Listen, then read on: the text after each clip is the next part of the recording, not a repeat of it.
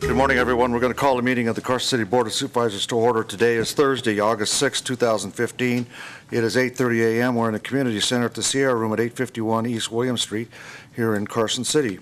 Could we have a roll call, please, Sue, for the record? Good morning. Supervisor Bowd. Here. Supervisor Bonkowski. Here. Supervisor Bagwell. Here. Supervisor Shirk. Here. Mayor Kroll. Here. We have a quorum.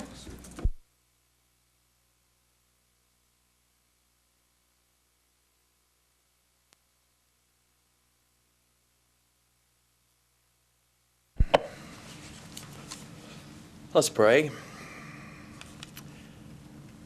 Father, I thank you for a beautiful morning.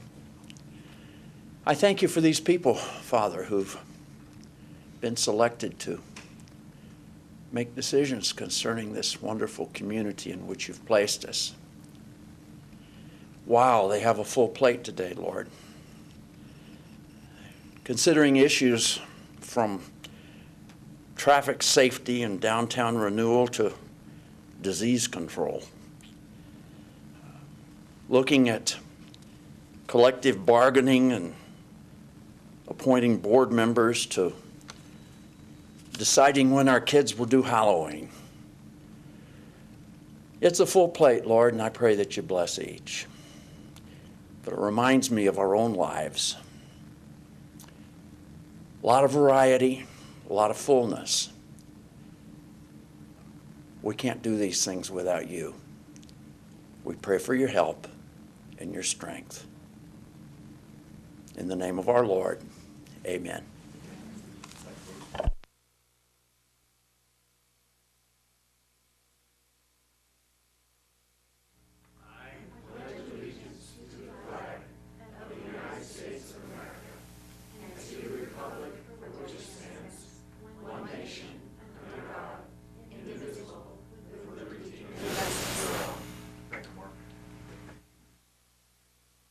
Okay, we're going to move to item number 5 on the agenda. This is the public comment time. We have public comment now, usually during the meeting on agenda items and at the end. Anybody want to comment on anything that is relevant to or within the authority of this body? Donna, come on up. How are you doing this morning? Pretty good. Good. Donna Inverson for the Eagle Valley Trails Committee. And you've been provided with a handout for this. I'm here to introduce the Eagle Valley Trails Committee. Some of you may have already heard about rumors about what we've been up to. This whole thing started about 3 years ago as we were building the Ash to Kings Canyon Trail, and we realized we were building this beautiful trail that was kind of hanging up there on the side of the hill. And being aware of past surveys that showed that Carson City residents wanted more trails for passive recreation, and becoming aware that tourism really wanted trails that they could market for events. We started pulling together a community group, and it's a group of representatives from non-profit organizations here in town that are all in favor of sustainable, connected, passive recreational trail systems. So, given the background, we got together and said, okay, what are we going to do with this whole project? The first thing we realized is we needed to find out just how many social trails were out there. We knew that there were a lot of trails around town that just sort of happened over the years. So we've done a massive program of mapping all these trails. We found 45 miles of social trails in Carson City in the Eagle Valley. And big surprise, at least for me, was 20% of those trails are on private property. And I don't even think the citizens of Carson City that are using those realize how much of their recreation is being done on private property. So then we decided the next step was to go to all the land managers. We've met with Carson City Open Space, Forest Service, BLM, State Lands, and WNC, and presented this to them. They were all thrilled that we saved them thousands of dollars by mapping these trails that they would have had to pay a consultant to do. So they now know what's on their properties. They have all signed on to our program and are working with us, which is very exciting. Now, next step, and that's one of the reasons that we've come here today, is to approach all the private landowners. We were really concerned. We thought at first we were going to have about 30 to 40 private landowners. We've now narrowed it down. It looks to be 10, maybe a couple more.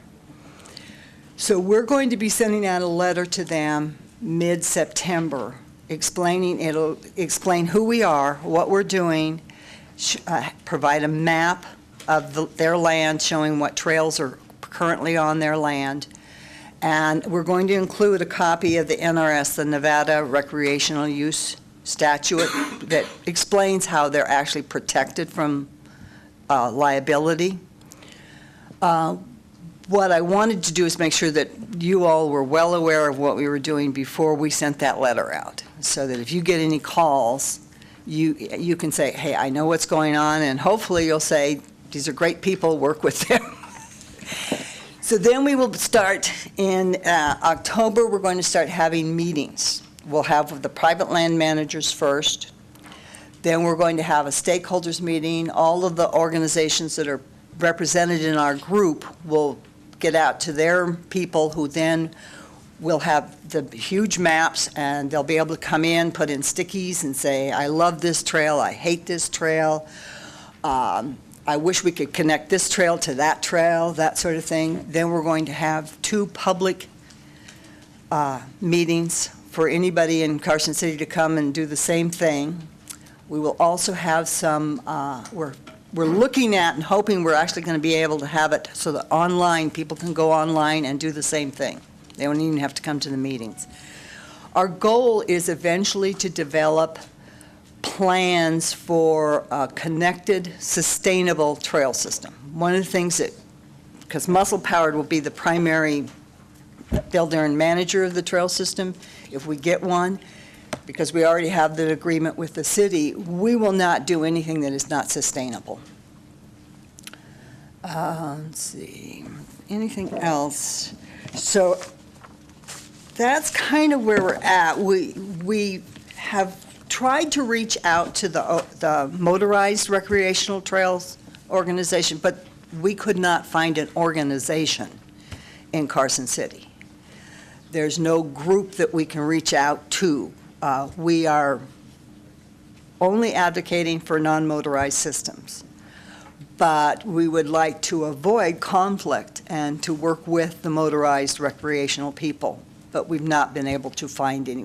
We will, at the public comment periods, we will have a station where the motorized recreationists can put in their own comments, and we will pass those on to the land managers.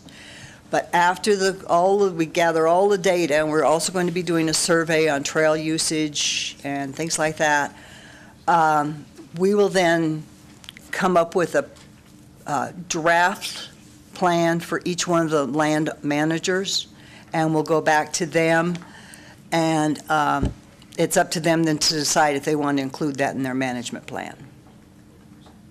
I think that's it. It's pretty good.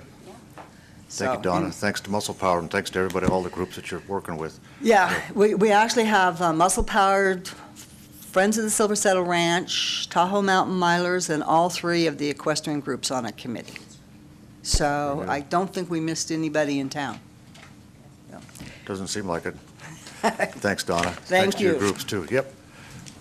Who's next? I can't.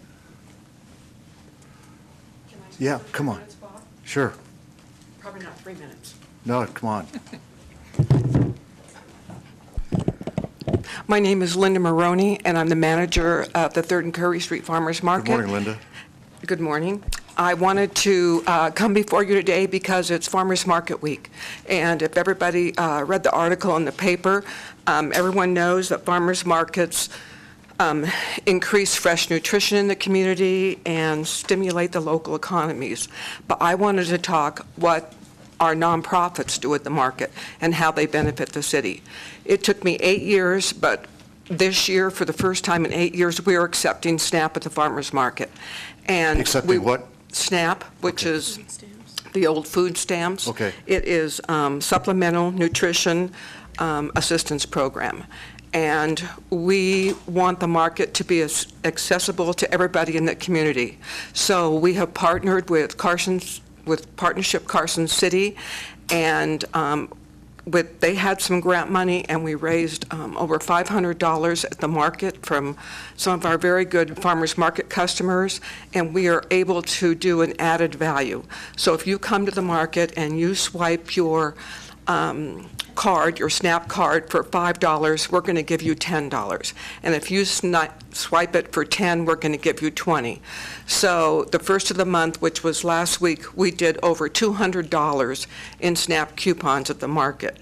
And we hope to continue this till the end of the market. We had over $2,000, and so we can use that. And I'm glad Donna was here before, because one of the other things, we have a lot of nonprofits at the market. Do Drop In, which is one of the many organizations in town that help the needy. They have raised over $13,000 that goes right back in the community from their booth at the market.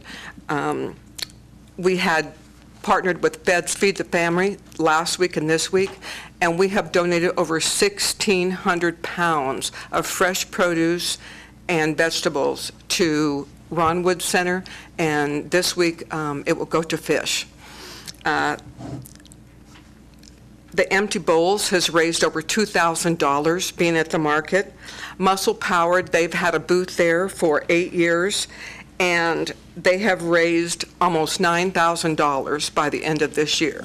So a total for all the nonprofits, and this is just the ones that I have kept track of, is over $25,000 back in the community in 8 years.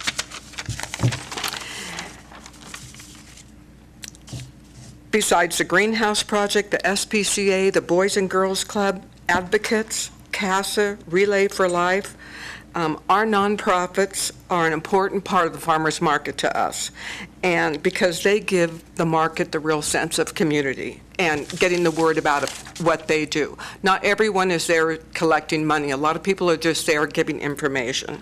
And so I just want to tell you, the money that you spend at the farmers market goes around and comes back to the community. And so I just wanted to thank you for your support. Well, it's good. It's really a big deal for you to take the SNAP cards. I think that's great. It was.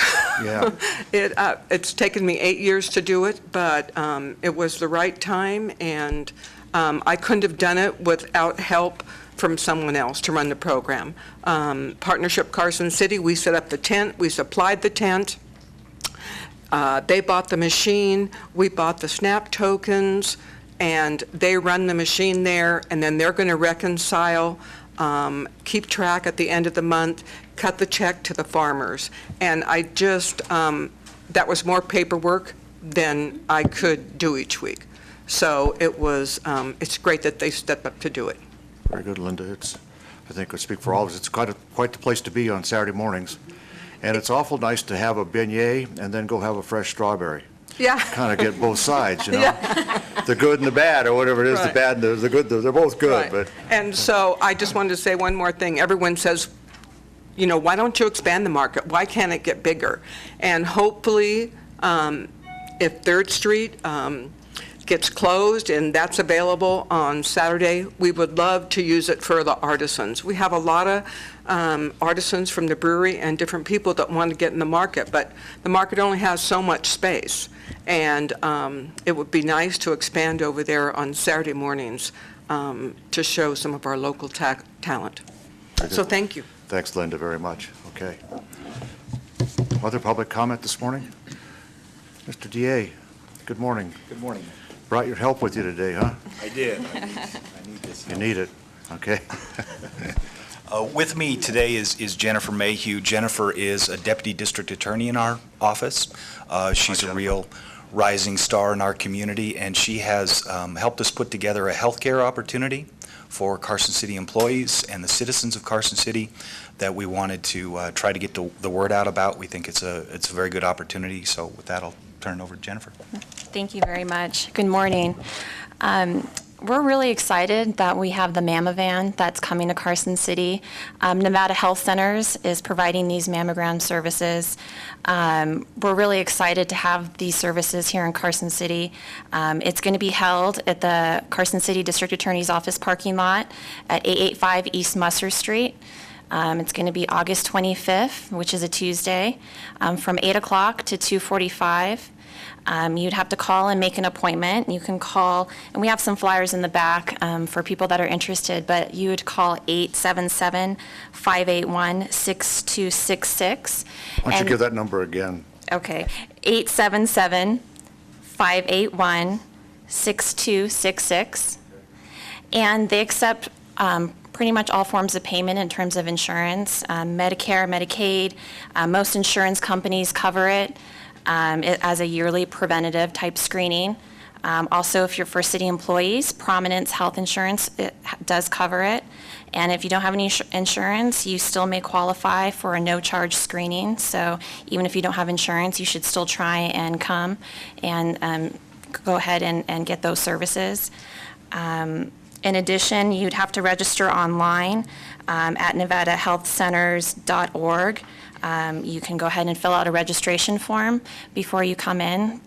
Also bring in your photo ID and your insurance card if you have it. So we're really excited that these services are coming to Carson, and I really hope that you spread the word and let people know that this is a service that's being offered. I think it's great.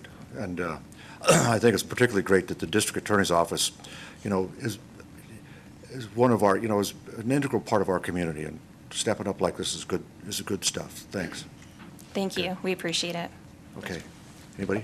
Thanks. Thanks to both of you. Thanks to you too, Adriana. Okay. Yep. Steve. National Night Out. For the record, Steve Albertson, Undersheriff.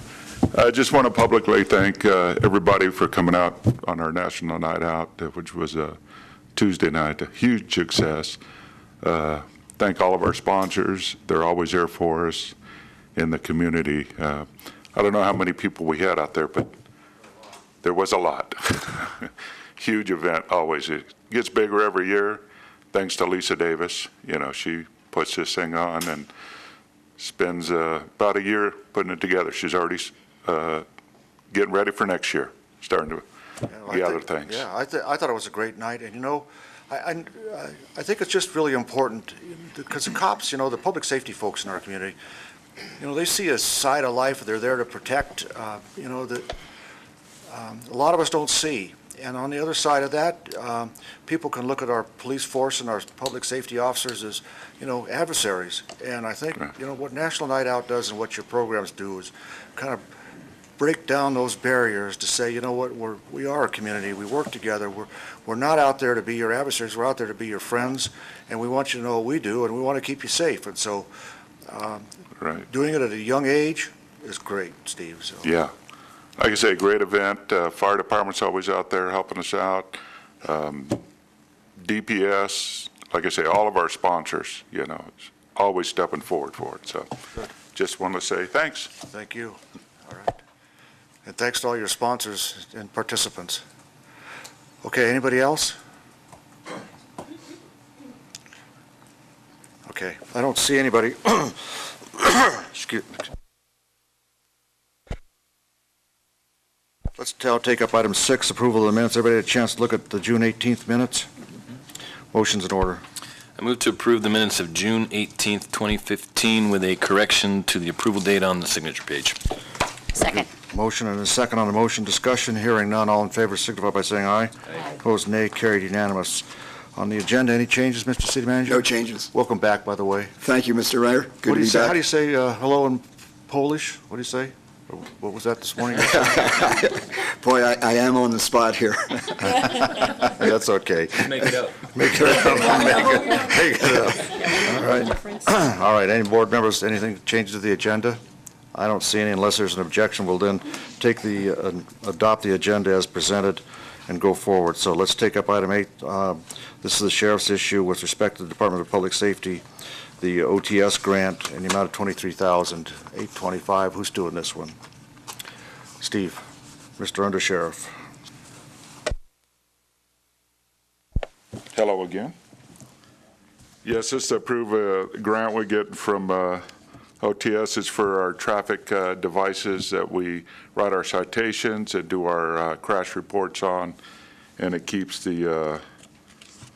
keeps it all where we can go back and get the data from, like that. There, we have some older machines that are breaking down, and this is something we've been trying to get these new machines for. And it's there's a match, but you have soft costs that can match, right? That's correct. All right, we got a couple of questions up here. Supervisor Bankowski, then Supervisor Bagwell. Good morning, Steve.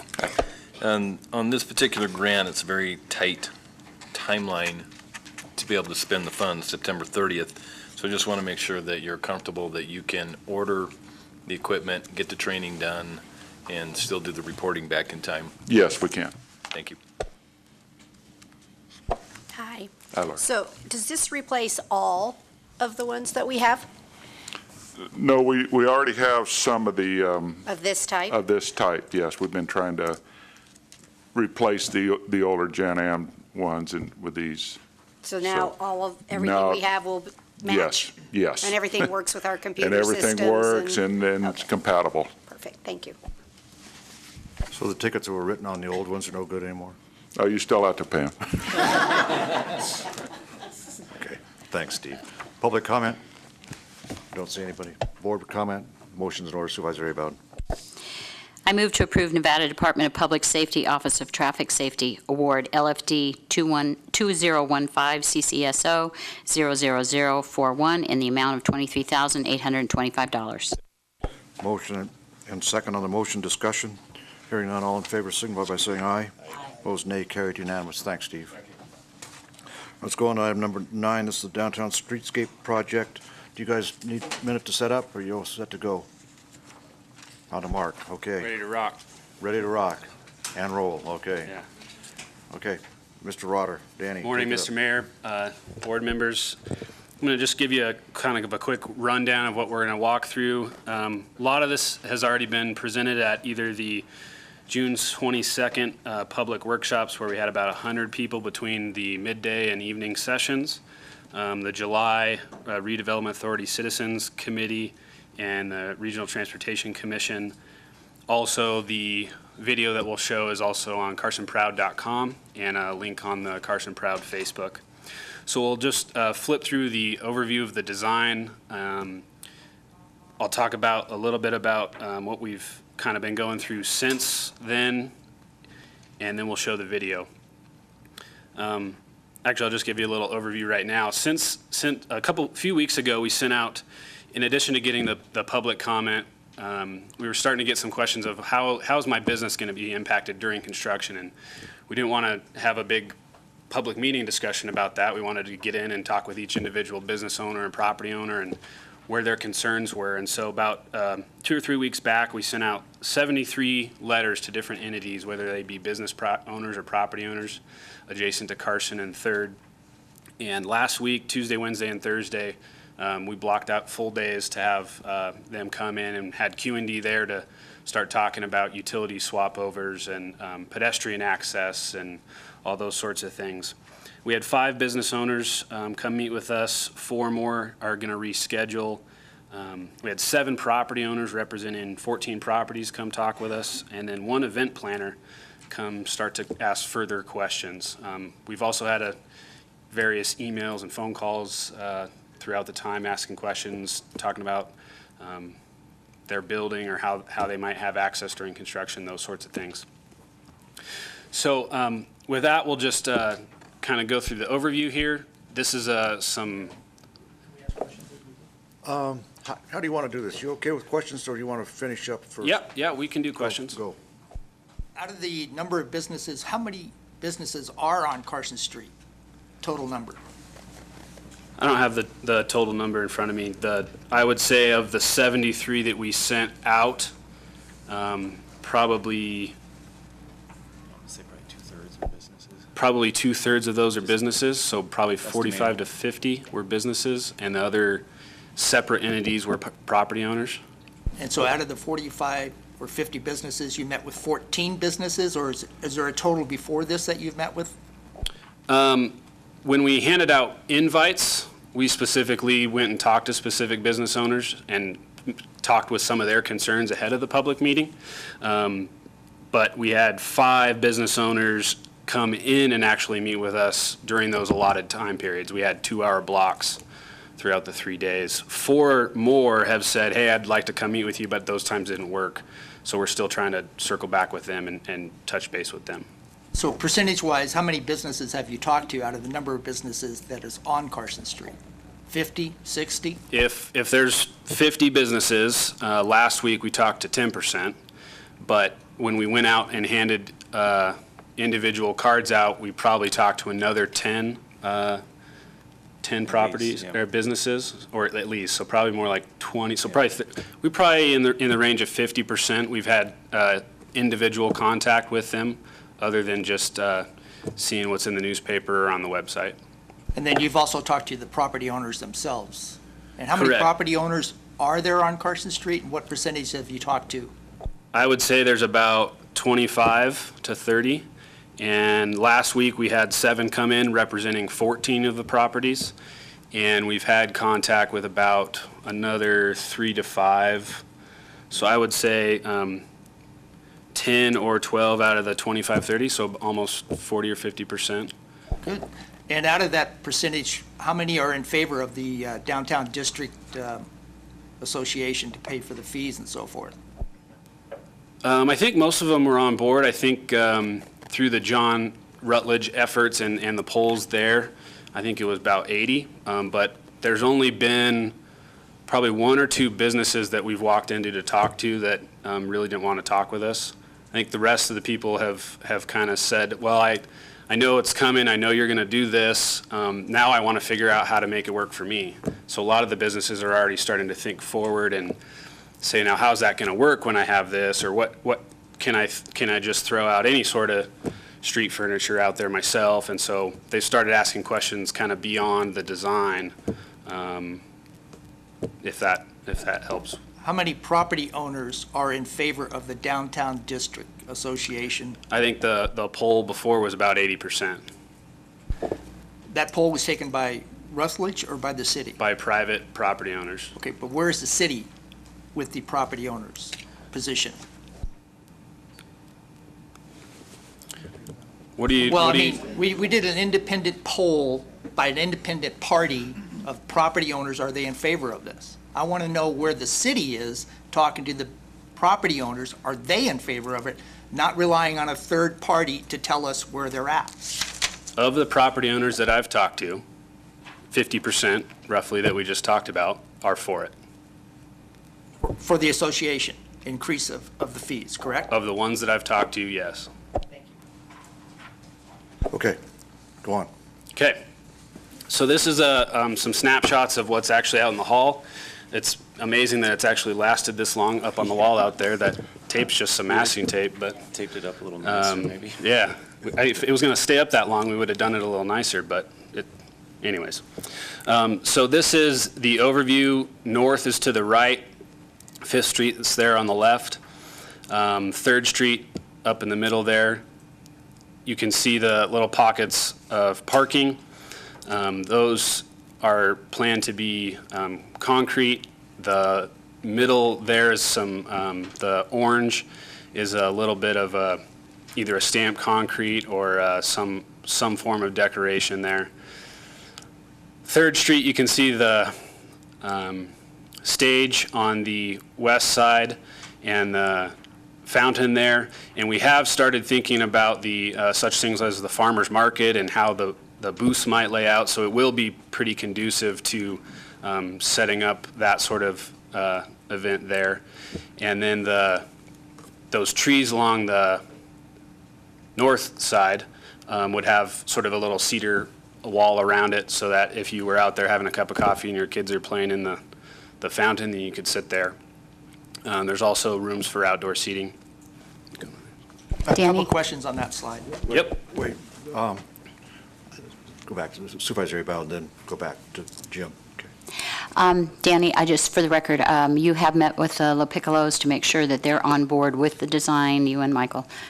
Correct, and they've actually had almost all their businesses there come talk with us as well, at being tenants of theirs, and we've been coordinating with them. They want to redo the facade on the whole north side and make it, clean it up, make it a little nicer, and so we've been coordinating how that would all work as well. Danny, in this area right here, where these are parking, is this year-round parking, even during the session? So we've been reaching out to LCB for quite a while, and then conveniently we got a call back the day that the 30% video hit the website when they saw it. So the one thing we had initially thought, the first 2 pockets there would be bollards that during session would not be parking. They had some major concerns of it being a target even non-session periods. And also those first 2 spots are a lot of where the protesters come, and they said they tear up all of our landscaping, they tear up all of the irrigation. What if we made those not parking? That would solve the safety issue they're concerned with and make it some sort of a hardscape there. We'll maintain everything else, but give the protesters some hardscape space to hang out in. So that's those first 2. And then the other 3, I think, are good to be year-round parking. So this won't be parking here? Correct, the furthest to the south, and the second one. All of this would be year-round parking? Correct. I'm sorry. No, if I may, the first 2 parking pullouts heading from the left, the first 2 toward the right would go away and be reconfigured for a hardscape that protesters could utilize, and then the next 3 will remain year-round. And these trees will remain there too, right? Correct. And do you know the property owner of this lot? I haven't spoken with them, I don't think. No, he didn't come in. You don't know who the property owner is? We could look it We up. know, but I don't know who it is offhand. I have that information back at the office. We sent the property owner of that location an invitation to come meet with us last week, and he did not come, or she, whoever it may be. It's Don Bernard. Well, I'd like to know if he has any interest in doing anything with the property. I mean, we're spending $10 million here. I'm hoping he'll do something. I hope so too. This restaurant here, I spoke about this before. They have posts that come down into the sidewalk that support the second floor. How will those posts be situated on the walkway that the taxpayers are paying for? Will this be an obstacle they have to walk around, or how will this be handled? You want to take them? I guess the easiest thing I could say is they're going to be integrated into the walkway very similar as it is today. It's hard to describe the vision, but right now we're looking at removing that existing wood walkway and replacing it with a concrete, stamped concrete that has a wood finish to it to kind of resemble what's there today. But there'll be stairs that will come out toward the street side, and those posts, those pillars, will be just integrated into that area. It won't be an obstacle, going back to your original question.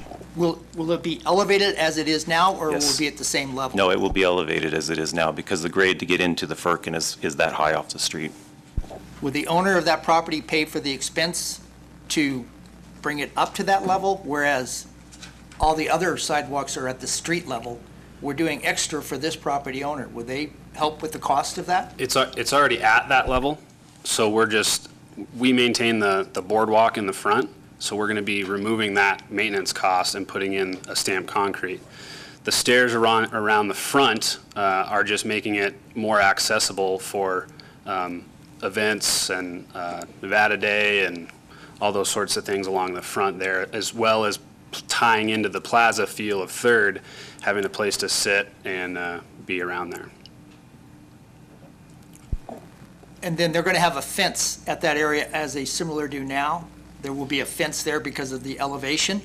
There will be a certain amount of fence there, and a certain amount will be opened up.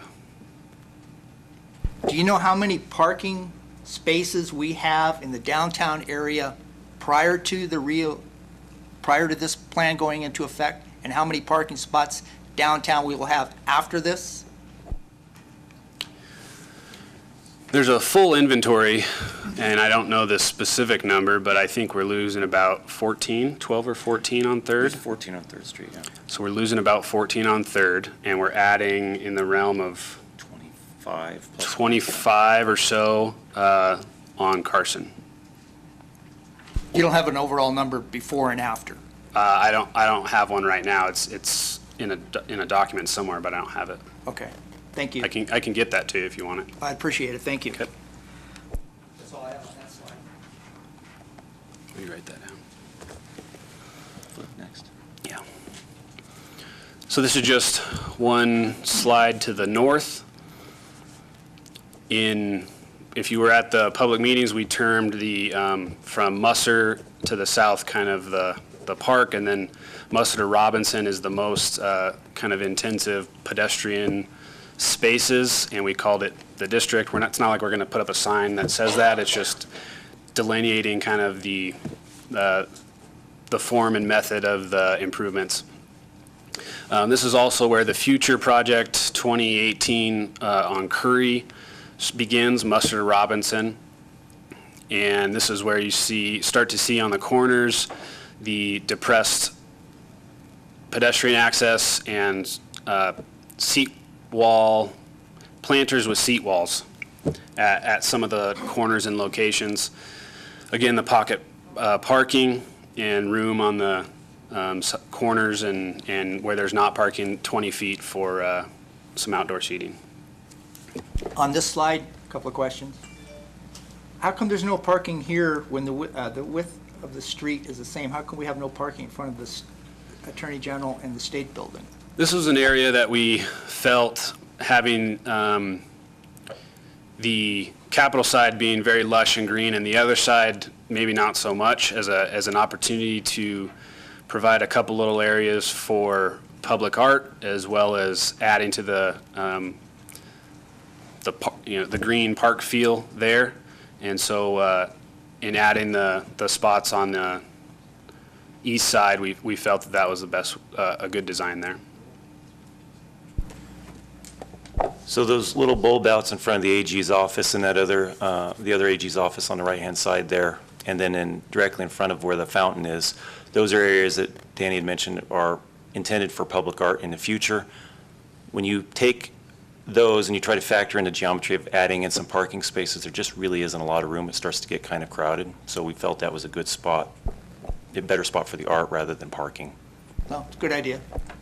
The parking here, how will the fence will remain in front of the governor's building. So what do? They park the car here and they have to walk, and then how do they get to this crosswalk? So right where you were showing the laser, that car that you were pointing at, just below that, there's a sidewalk there that would connect back to that existing sidewalk, and the same thing for the parking toward the north. That sidewalk would parallel the fence there and connect into the sidewalk on Musser Street. So they wouldn't be exiting and just walking down the road, if that was the question you're getting at. Thank you. Thank you. Just one more slide north, mostly more of the same. We had dropped in the Capitol Mall parking garage there, working with them and trying to come up with the delineation of where they will be building improvements and us staying on Carson. If and when they come through, the Curry Street side would be likely built by them. And then the north and south Spear and Robinson improvements would be on theirs. We're just trying to tie in grades right there. If you look on Spear, it's kind of funky, drops into a little hole there. Technical stuff we don't need to talk about right now. So, okay, Excuse me, if you can go back one slide, I apologize. And I believe it's right here. This is, I apologize, thank you. I'm trying to think if this is where the special use permit was pulled for 2 parking spots, is that the property owner there? I got that correct, this one? Lake Tahoe Brewery, Right, that would be Proctor Street, yes. right, okay. So they have the seating on the side of the street. Would they also get seating outside in front? They could apply for an encroachment permit. Okay. Thank you. Also, just a quick thing to mention there, we're going to work with Lee on some standards moving forward. Right now, nobody has room or wants to go out onto the sidewalk with it being so narrow. So once we do this, we know there's going to be an influx of, well, I want to put this out there. I want to put some shopping out there. I want to put some, whatever it is, we're going to have to work through to create some more design standards that likely would be coming back. I don't know if it'd be a code change or what, but we're working on that as well. And one more on that one. How come there's no parking on this area right here? That's a take it, yeah. You want to take it? Yeah. So the reason why we didn't put any there is for 2 reasons. One, we wanted to use the opportunity for a wider sidewalk to create, just spruce up visual quality a little bit along that area. Plus, we have the big parking garage across the way that it seemed like just adding 4 parking spaces in that location when you have so much just across the street might be a little redundant when we could use that area for pedestrians, better use for pedestrians. That doesn't make sense to me. Is the parking structure open for public at all times? As far as I understand it, yes. Do we know for sure? Yes. It is open year-round public parking can I park believe there. in the planning commission meeting, they stated, yes, it will be open for public. Okay. At this area, there was talk coming off this garage of a bridge across. That's been deleted. I was at the planning commission. Will this crosswalk go back in here that was taken out now? Yes. At any time on the street itself, for snow removal, will any snow be stored in any parking spots that the taxpayers are paying for? It could be, yes.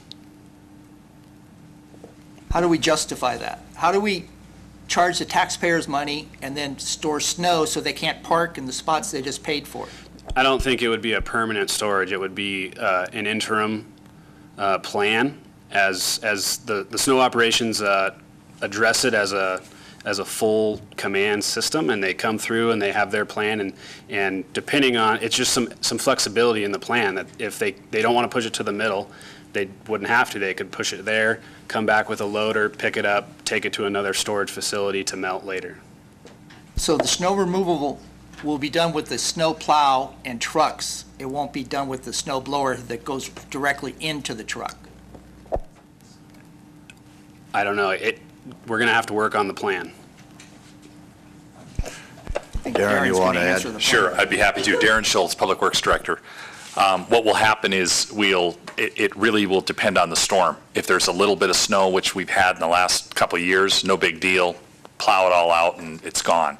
If it's a large storm, snow will be pushed into those parking spots, and we'll come back later and pick it up and remove it. You're going to have a snow plow and trucks, so you're going to have A traffic loader. stoppage. A loader, trucks, I just, if we get 4 feet of snow, the snow's going everywhere, so What I is the can't. possibility of having a snow blower that goes directly in the trucks? We have a snow blower that goes directly in the trucks. Okay. But it just depends on the storm as to what equipment we will use. Thank you.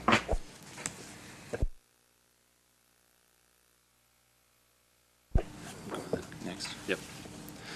So this next area is a little bit more vehicle access into the businesses, a lot more driveway breakups, so there's less parking here. We called this the transition into the zone where there's a little bit more space. The buildings are a little more set back, but there's opportunities for redevelopment. So depending on how each property works out its own plans, there's opportunities for redevelopment there down the road. Okay.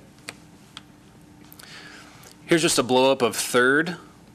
We already kind of talked about it a bit. The crosswalk, the vision is that you have kind of that middle, when you're in the middle of the plaza there, seeing straight across, keeping the view to the west and then also to the east to the state property. And having that visual on that crosswalk being stamped concrete or a paver, yet to be worked out the details. We've also had some requests for a raised crosswalk, which we're looking at ways to do that, comparing the costs and looking at that. I think it would be probably when people see this, the main question they ask about, and how you guide the pedestrians to that location instead of just being able to step off at any given location, and how we do that. So I think we're, I'd say a 50-50 at this point, looking into costs and how we get that going.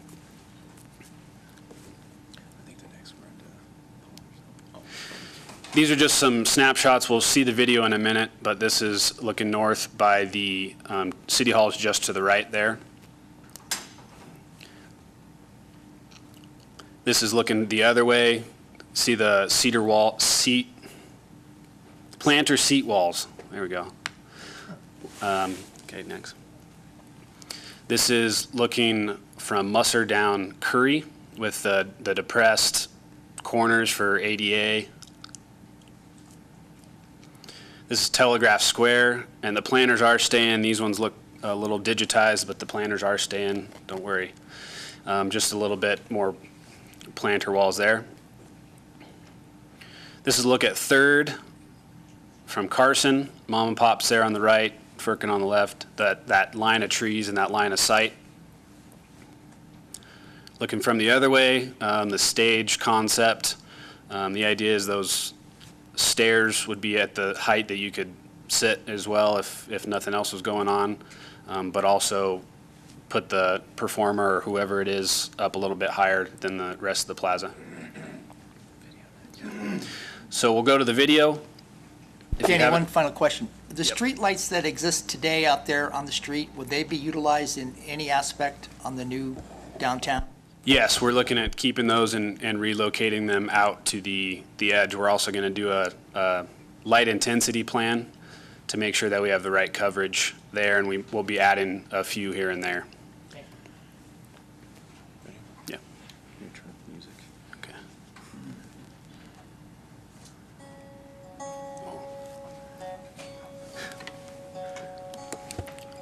We were contemplating doing a Mario Kart super fast one.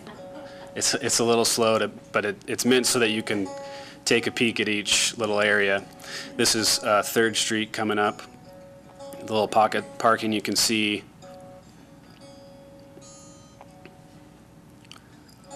There's that stamped paver crosswalk that could be raised. The Pop Jet fountain, and the first cut we had in the public meeting, a guy going back and forth, he got stuck on fast mode.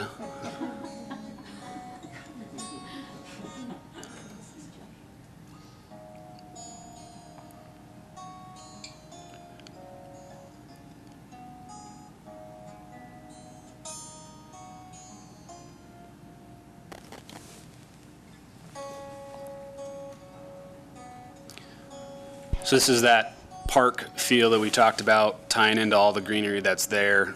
A little bit different feel with the state properties and that little pocket of businesses on the west side.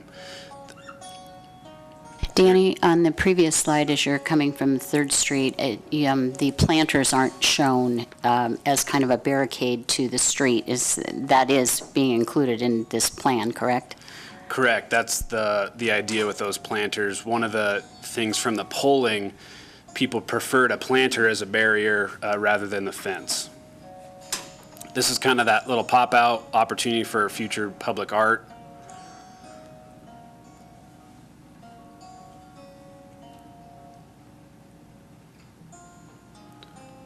Right up here past Musser, we're doing bus stops.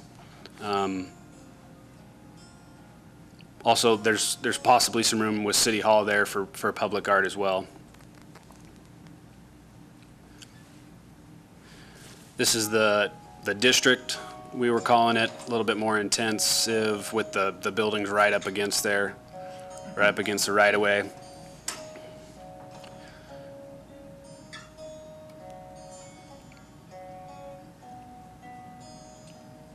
This was Mike actually playing the guitar on here. I wish.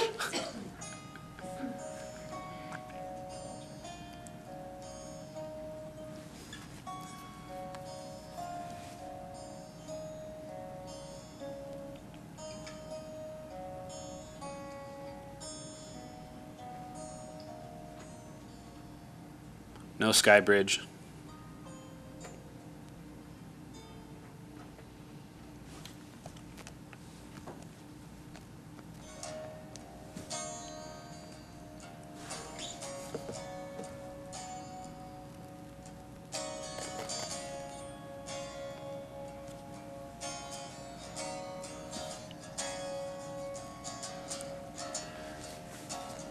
This is into the transition. You'll start to see more of the driveways going into the businesses as opposed to the business being right on the street.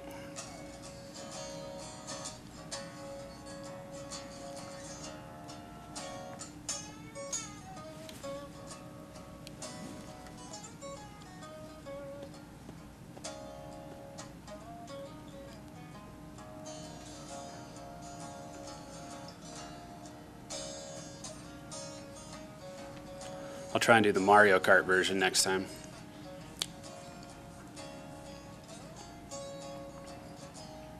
You know, those parking places in front of the legislature? It occurs to me that what, and I don't know if it could be done or whether it's a good idea, but, you know, you might have an auction at the every legislative year to auction those for temporary lease during the session and have the lobbyists or whoever wants rent a space and then give the space rental to the commercial area vitalization district. But I suspect you could get about $5,000 a space. I don't know if that's right or wrong, but I mean, so, but I'll tell you, those are going to be a premium, so. Okay. Just a couple more topics. I know there's been a Danny, question. before you go on, Yep. On the greenbelt areas, like where the public art pop-outs are you looking at an option that would include artificial turf there rather than natural turf? To look at it from a maintenance and cost aspect? We've had a couple people ask about that.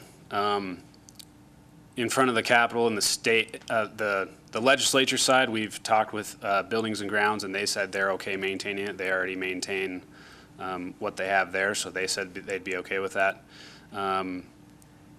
The other topic, and maybe it's the AG's side, would be a better option to look at that, and we definitely can. We didn't want to have, like in front of the Capitol, the legislature building, have real grass come out and then have artificial grass, kind of a mix there. Yeah, I'm actually thinking of the future stages of the corridor improvements as well. There's significant greenbelt areas on South Carson. So I just want to make sure that we're looking at that as well, because and there might be a higher initial cost to install it, but I think as far as maintenance and then year-round appearance, it might be a good way to go. We've talked about it, and we'll look at it a little bit closer as well. And along those lines, low-impact design, are you looking at that too in terms of how this is all done, in terms of water runoff and things like that, watering plants, all that? Yeah, we've been talking about an option. It's a little bit more expensive, and so I'm not sure that we'll be able to go there, is permeable pavers. I think we're probably going to be more focused on the planters and how that water is infiltrated and captured as opposed to the permeable pavers. The permeable pavers can create a maintenance issue, getting clogged up and pulling them out to redo them and stuff. So but we are looking at that. Yeah, they can be a trip hazard too because they're so abrasive. Correct. And the gap that you have to have isn't ideal for wheelchairs as well. So a lot of pros and cons. Two more things I'll mention. One being the CAV district, we were calling it before, and they changed it in the legislature to a neighborhood improvement district. So NID would be the terminology. Yeah. We've been coordinating, Lee's been coordinating with John Rutledge and the property owners and bringing that petition forward. They're starting to work with the DA's office on the specific language of the petition and those sorts of things. One of the things that we have to include in there is actually the plan.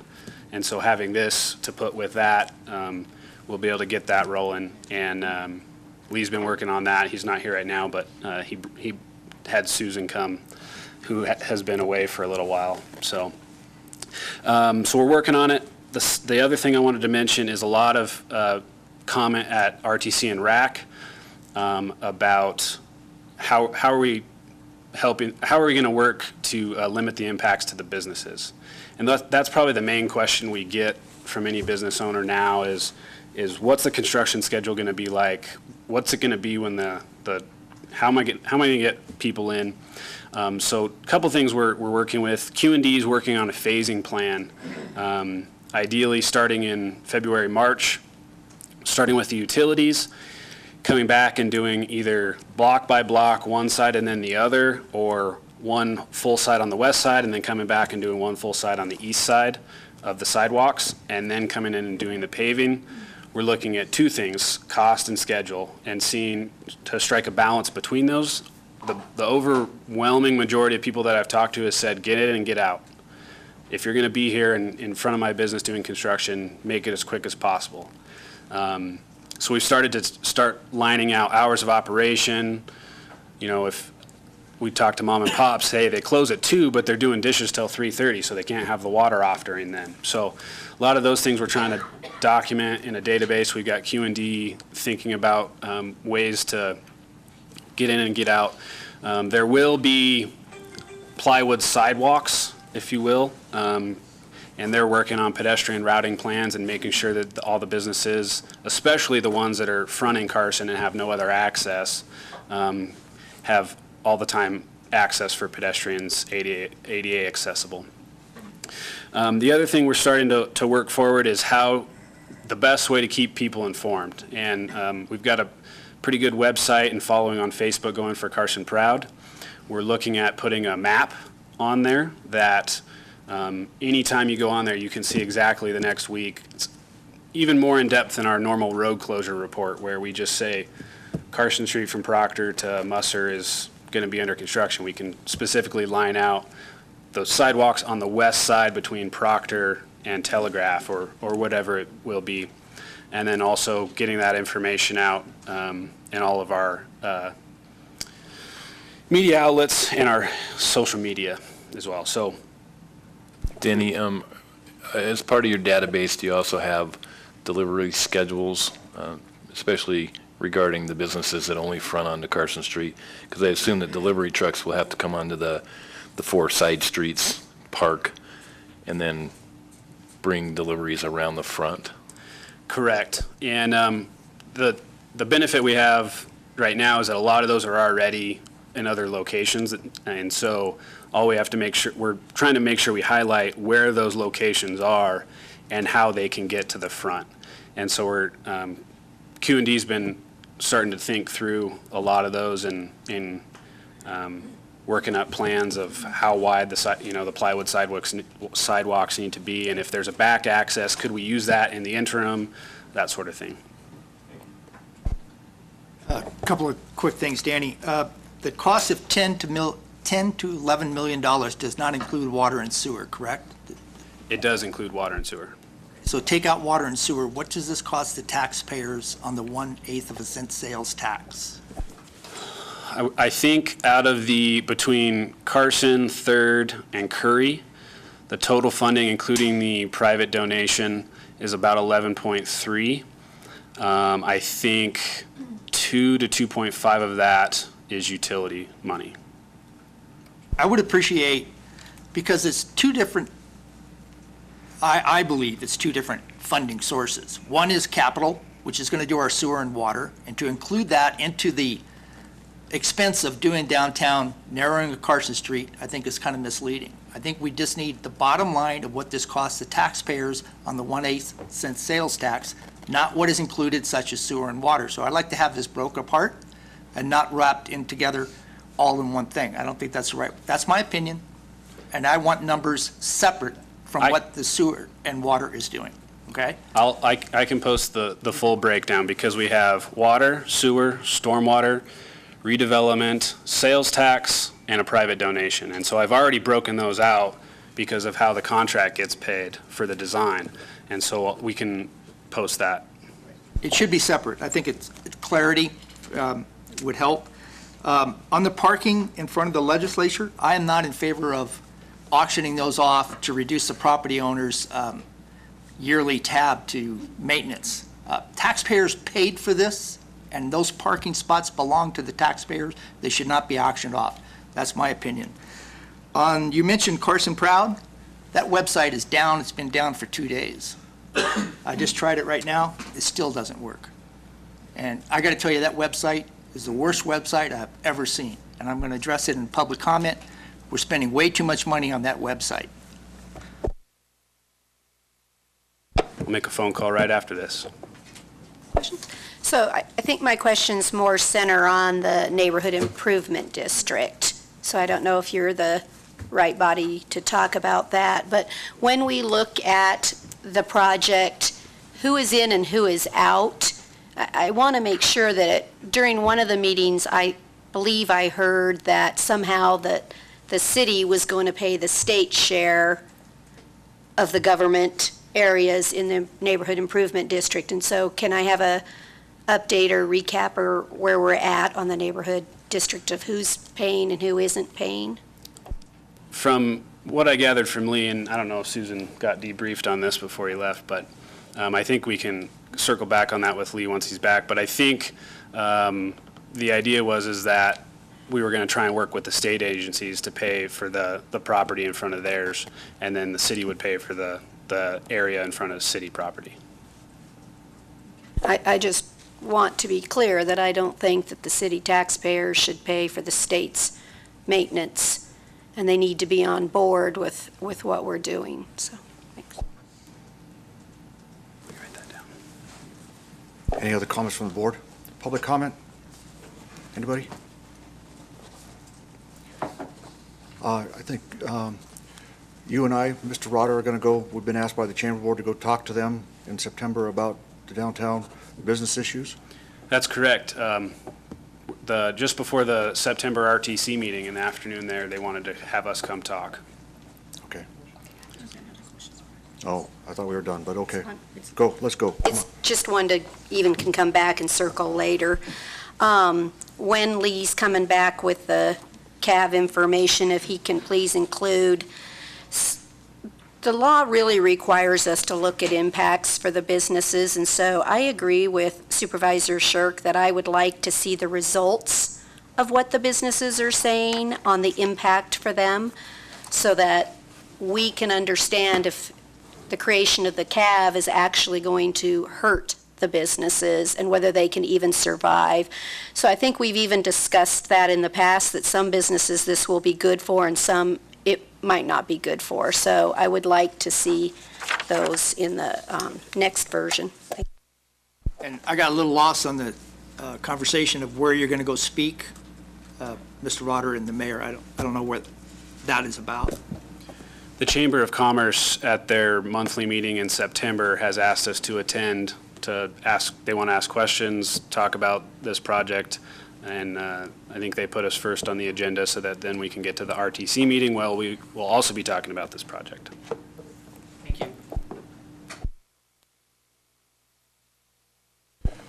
You know, when I was in Mobile with the Keolang, the newspaper for the Mobile area had, the front page had on it language to the effect that their downtown was being revitalized and they were undergoing efforts to make sure that they could embrace the historical nature of downtown Mobile with economic development efforts. So I think, and I talked to somebody the other day who's been a frequent person in these meetings, who said that, that they'd been traveling through various towns in the West and Midwest, and every one of them is doing something similar to what we're doing here. So, I think we're on the right track at doing these things. I compliment you guys for trying to think of all the nits and gnats that are going to happen, because some of them can grow into big problems. So the more we can take care of them up front, the better. So, thanks. And Jim, come on. Okay, go. Yeah, I have one more question. I may have two more. I don't know.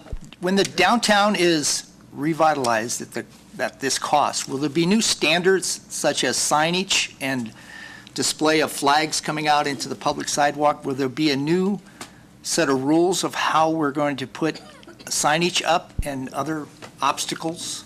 I think that's part of what I was mentioning earlier about the encroachment permit standards, and maybe Susan has a thought as well, but I think Lee has been, we've been talking about it as well. Good morning. For the record, Susan Pansky. We actually have downtown development standards that address flags that go into the right-of-way now. We can look at updating them as it relates to this expanded right-of-way that we're talking about, but the downtown development standards that have been in place for a couple of years actually address a lot of that stuff already. They address it, but they're not enforced? We do enforce them, yes. We're actually getting ready to do a pretty significant signage enforcement program. We have just one full-time code enforcement officer for the whole city, and then a second parking code enforcement officer that's mostly parking, and then also a little bit of code enforcement. So it's difficult for us to stay on top of it all the time with just one full-time person. Thank you, and welcome back. Okay, are we done? All right, go. Not that I need to disclose on this, but in the spirit of my previous disclosures referencing NRS regarding the eighth of a cent sales tax expenditure and my ownership of Adele's in the downtown area, I do not stand to gain or lose personally any more than any other business or property owner in that area, and as a reasonable person, I intend to vote on this issue. Okay. Anybody else? Motion's in order. I move to accept the recommendations of the Regional Transportation Commission and the Redevelopment Authority Citizens Committee, approval of the 30% design of the downtown streetscape project, and direct staff to continue to move forward with design. Second. Motion second on the motion. Discussion. Discussion's in order. Thank you. Go. While I was running for office, I had concerns about this project. At the time, I was unable to get the information that I felt was necessary to make the decision to go forward with this project. By the time I was elected, much of the decision had already been made, and I was not able to vote on the project itself, only the decorations. Since being elected, I have labored over this decision. My initial concerns were centered around whether the changes would actually improve the downtown, and the fact that the road was rebuilt only a few years ago, and the apparent waste of money to tear it up and rebuild it again. Another concern is about how much the taxpayers should be spending to shore up businesses. In fact, there are many who do not believe the taxpayers should be spending money on local businesses at all and choosing the winners and losers. I agree with the proposal that businesses in the district should be paying their own way. But now it appears, after talking with many of them, they really can't afford the cost of the maintenance, snow removal, sidewalk upkeeps, and beautifications of their buildings. Since being elected, I have tried to base my votes on the greatest good for the greatest number of people. For these reasons and others, I will not be supporting this project today. On the motion and on the second, I have and still maintain that I vote no on the one in sales tax, although I think everyone in the audience and in the community can see that I've asked pertinent questions to make sure this is done properly. As I've stressed numerous times, I will make sure it's done correctly and to the best of our ability. I do not like the fact that citizens were forced to accept this, and they did not have a voice. And for that reason, I will not vote in favor of this today at the 60%, at the 100%. But I will maintain my level of involvement to make sure the property and the street is done correctly and to the best of our ability. Thank you. On the motion, all in favor, signify by saying aye. Aye. Opposed, nay. No. 3-2. We'll now move on to item number 10. We'll take a break for 5 minutes and come back.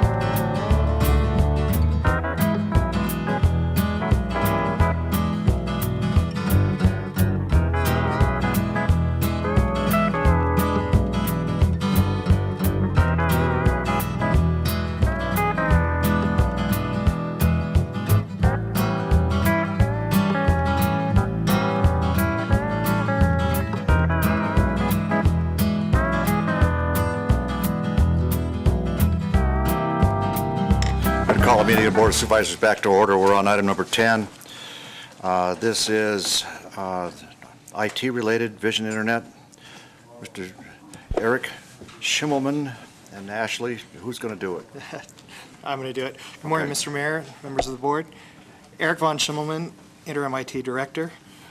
First item I'm bringing to you today is for the funding and approval of a contract with Vision Internet for complete website redesign for Carson.org and an upgrade to our current content management system that we use for maintaining our current website on a daily basis.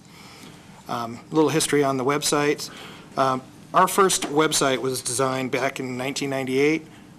We did a basic upgrade in 2002. Those were basically done in-house with in-house staff.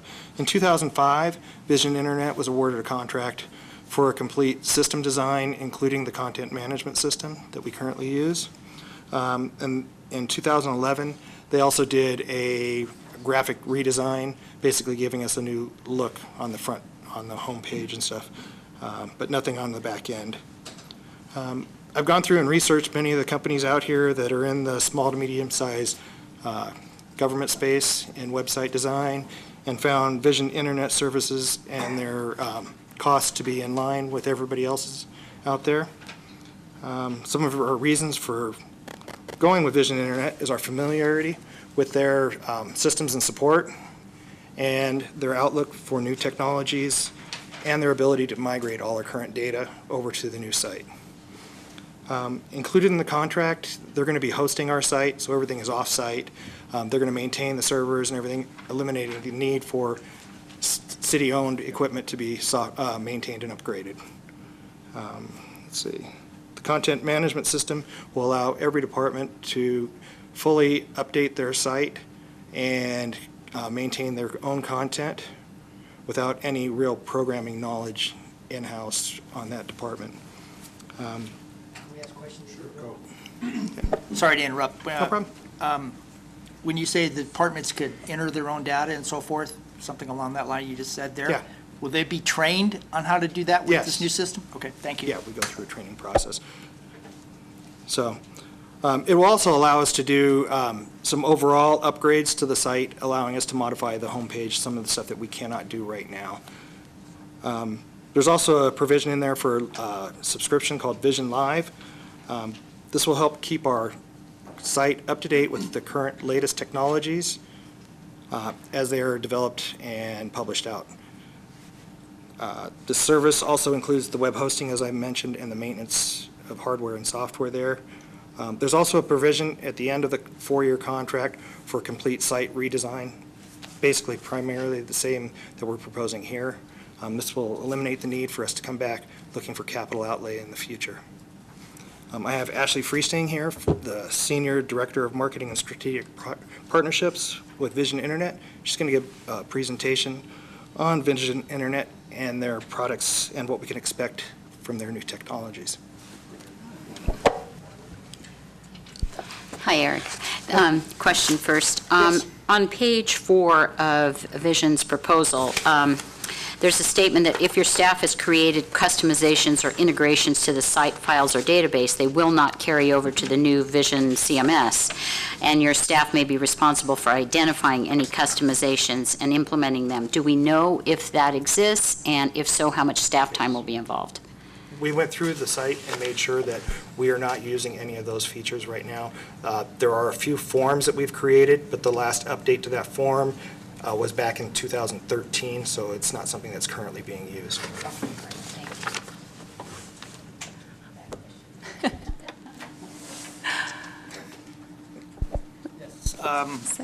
One quick, the presentation you're going to do, are you going to go through somewhat what's on our agenda? Should I wait for that or just ask my questions now, Eric, that I proposed earlier? That's up to you. Okay. Either or. Just for clarity, I do have some questions on the packet itself. On page 11, under site consultation, it says, page 11, you will can consult with your staff on how best to organize it. Can or will? You will be, correct? Well, the reason that it says can is that if you see at the top, that's listed as one of the optional features that's later. So it's if you choose to add that, which it is part of the city's plan to do so, then it would be will. And then that also clarifies, I know that there's a statement at the end that says that we would not present a site map. That's because based on that core proposal, we would not be doing it. But if you added this optional service, then it would include that service or the ability to do the site map. Also on that same page, it says, keep in mind the average user does not know the organizational structure of the city nor needs to. Yeah.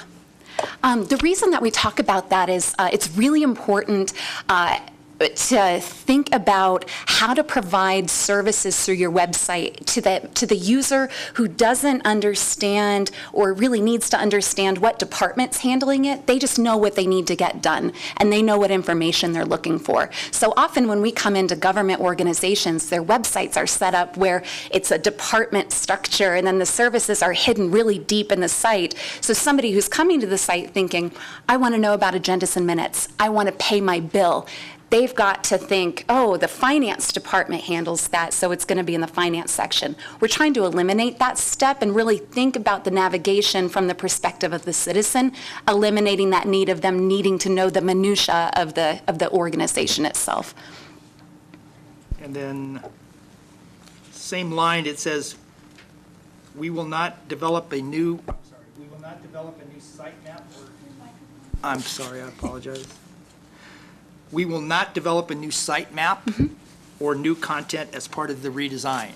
That's, as mentioned earlier, the core, if you look at the quote, we have a core service that's proposed, and then there's the additional optional services. So part of the initial scope, the site map work was not included, but that overview is an optional service.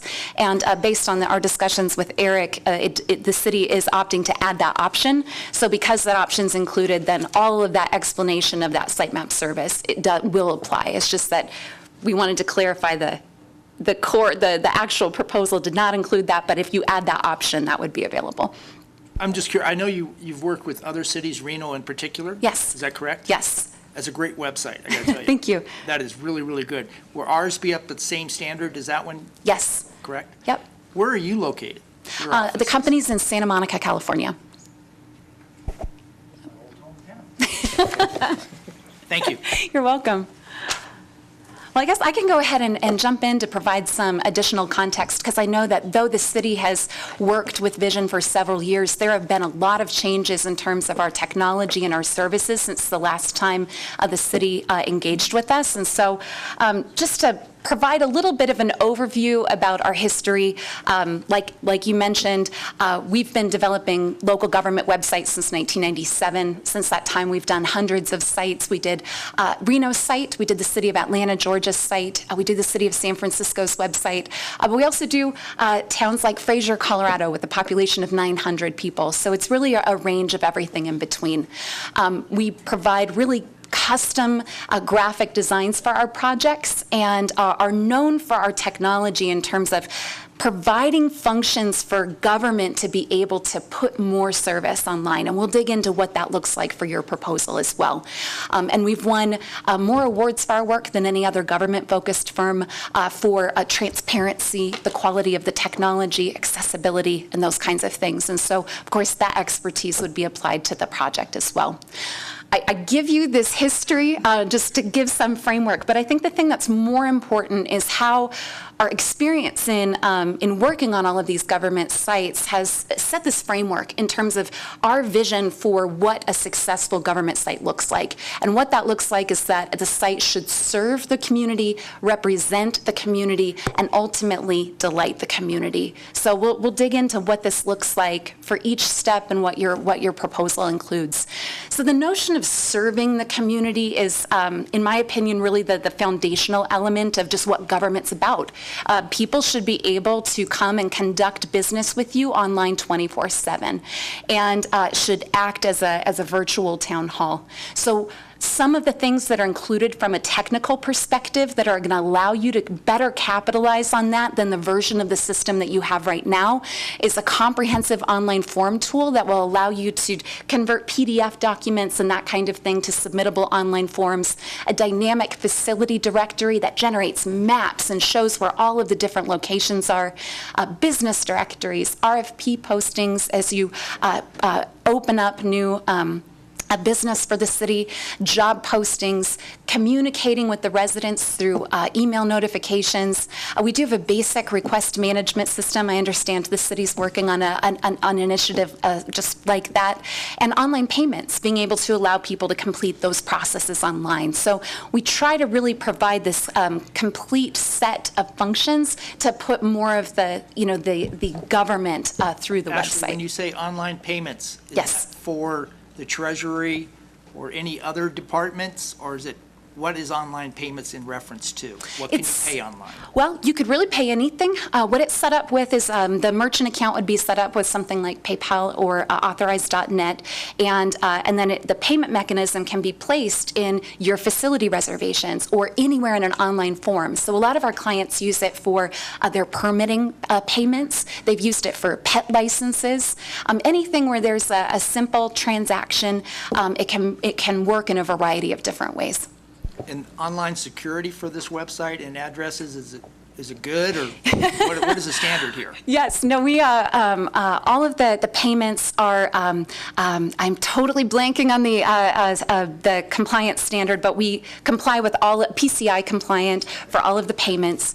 And then, of course, the website itself has encryption for all of the logins. We also, as part of our hosting service, include a comprehensive distributed denial of service attack protection, which means that if you hear stories about like anonymous attacking city websites and taking them down, we have a state-of-the-art third-party system that protects all of our websites from those kinds of attacks. So we really take security and keeping the sites available as a top priority. All right. So the next kind of purpose is the notion that the website should really represent the community. And I have the privilege in my position of meeting with a lot of different organizations. And it's interesting to go into each community and find out the things that really make them unique. Like I was listening to Linda talking about the farmers market, and I thought, wow, like that's what people want to see when they come. Because for most people, when they come to a website, the website is government to them. They might never come to your city hall. So what do you want that greeting to say? So we really endeavor to try to figure out what makes a community unique. So you can brand the area, you can brand your leadership so they know the character of the organization and your initiatives for them, and also just the organization as a whole. So when people come, they can get a sense as to what it means to live there.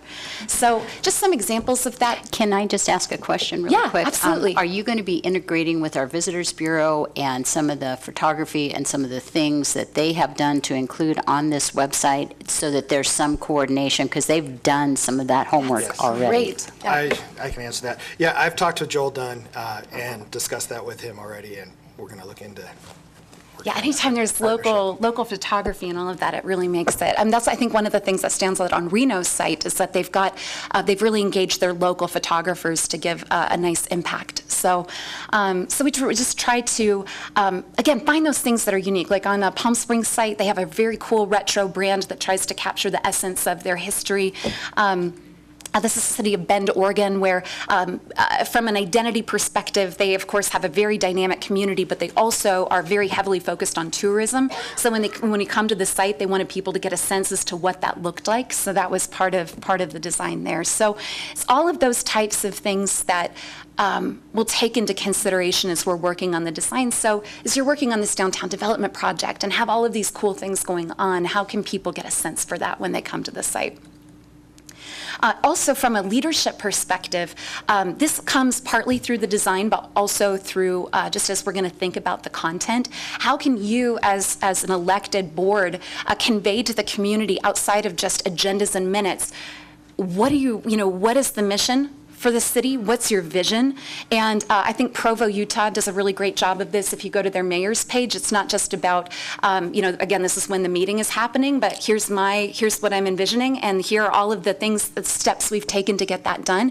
So when you come there, you can kind of get a sense of that personal ownership of what's happening. And I think that that's a really important element of that brand as well.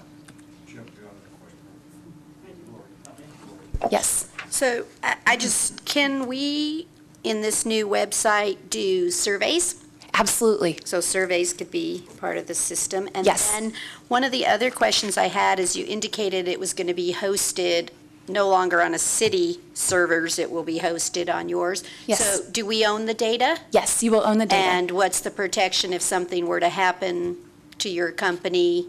What's the backup or something for us to have that safeguard the data? Comprehensive, do you want to, you can speak to that too? There's comprehensive backups of the data just as part of the hosting infrastructure. And then of course, as we mentioned, you would own it. And so if something were to happen to Vision, we would deliver all of that data to you. I think it's even reflected specifically in the contract as well about how that would be delivered and what the circumstances would be around that. So at any time, you'd be able to bring it. Or, honestly, if you decided down the road that you wanted to have it back on your servers here, that's always an option. So we can coordinate that as well. So you're not necessarily locked into having it with us. If you had the go-ahead to do this, or Yes. if we approve it, what is the length of time it takes to get to, and I visited all these, your other websites? Yeah. How long does it take to get to this juncture where Ben or Yeah. any of these other, what is the length of time? So we're looking at about a 9-month process to have it out and up for the public. So with all of those things in mind, I think the final piece is thinking about how can we delight the community? And I trust me, I know most of the time when people are coming to government, the things they're trying to achieve are not delightful. They're paying parking tickets, they're thinking about taxes, that's not delightful. But if the process of getting it done is, if it's easy to understand the information, if it can be done on a mobile device, if it's simple, that's when those, again, the seeds of delight are planted and it can just make that experience more pleasant. So again, it's the idea that the interaction should be simple and easy. So there are a few different ways that we go about that. And we talked about this a little bit already with your question about how to set information up from an outside perspective. I think a really great example of that is on Reno's site, which if you go to their site, there's the Get Involved menu. The content that's underneath that are all of these different initiatives of ways for you as a resident to participate in the things that are happening. Now, I know that those things are being supported by all of the different departments, but the visitor to the site doesn't need to know that. So how can we set up the site to make the services really simple to understand, to put it front and center, to allow the site to be dynamically updated so as you're monitoring the things that are most important over time, that you can reflect that. So if jobs are important, how can we put the job button on front? Those kinds of things. So that's going to be an important part of the process of making it a little bit more delightful. And then the other piece is the site's going to be one of the new offerings that we have from the last time that we designed the site for Carson City is that it's going to be fully responsive, which means it's going to detect the device that the user is accessing the site from and then respond accordingly. Pew Research Center recently released a study that said 1 in 5 Americans can only access the web on their phone. It's not that they choose to or like to, but that's their only connection to the internet because they don't own a laptop, they don't own a tablet. So it's also thinking about the accessibility side of things. As you're adding all of these online services, you're going to have that ability for people to be able to simply get things done from a tablet or from a phone. And so that's going to be a part of the process as well. So in terms of, I recognize there are a lot of different moving pieces to this, and as Eric mentioned, it's a 9-month-long process because we want to make sure that this is research-driven and that we're not just making recommendations based on what's worked for others, but what makes sense for Carson City and your residents.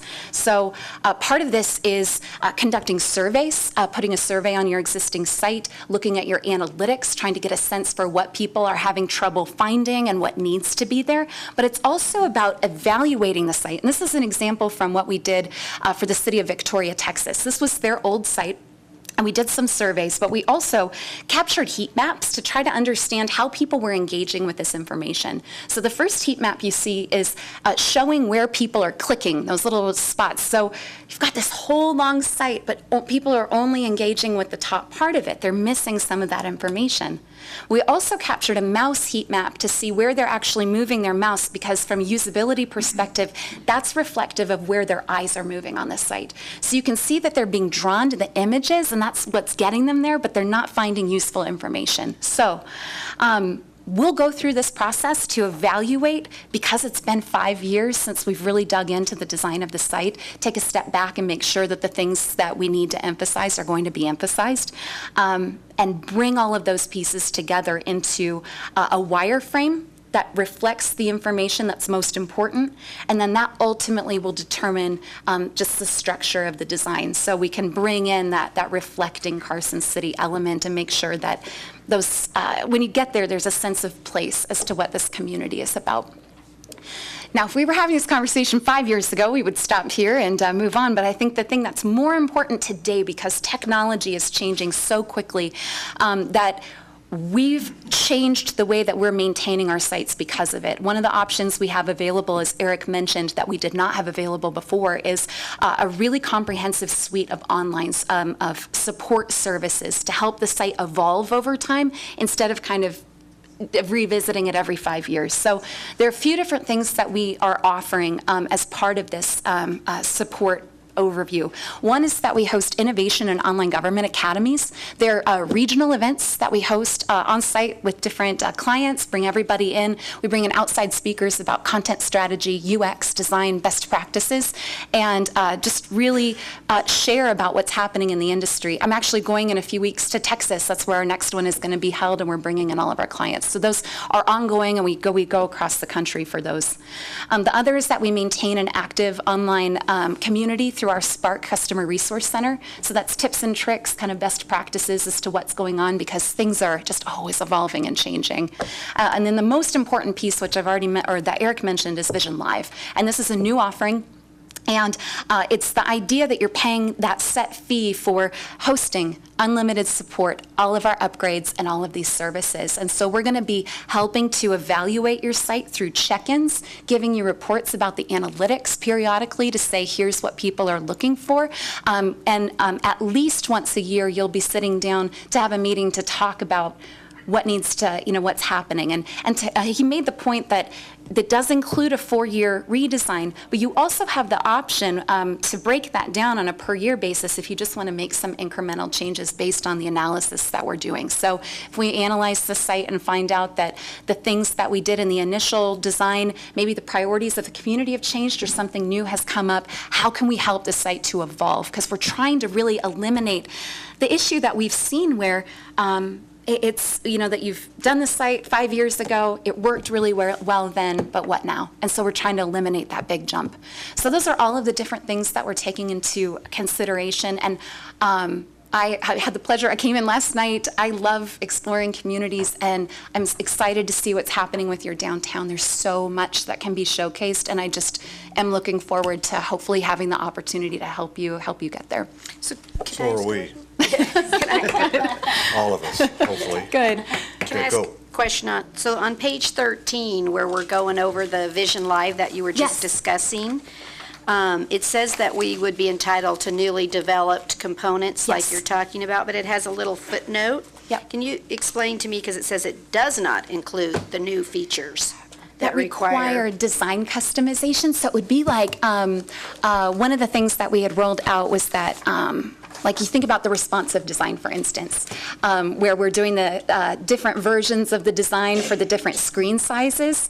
If we rolled out a different type of responsive, we could give you the functionality, but it would almost require reworking the design to make that, for you to really make use of it, because it has more to do with the front end. So when we're talking about new components, it would be things like the technical functions, like we rolled out a job application manager last year, and that got rolled out to all of our clients, where we could turn that on, provide training, and they could go with it, but we didn't have to redesign the site to allow them to take part in that. So that's, I know it's it includes pretty much everything, I'll just say that. We're just trying to cover those times where if a redesign of sorts is required to get there, that we're just saying that that would not necessarily be included. We have to pay extra if we want the new, hot new thing you might have designed. Well, for the front end, but you could also choose to use your Vision Live credits to get that done. So it's, you know, you've got some part of that ongoing service with us to cover some of those incremental changes. You could just choose to apply those credits to that change if you wanted to. If it makes you feel better, we have not ruled anything out since we started this process that qualifies as that. It's rare. It just covers, again, if a redesign is required, and then you would just need to choose to either purchase it or apply those credits to it. Okay. Public comment? Anybody? Board? Yeah. Supervisor Eric, I just want to take this opportunity to commend you.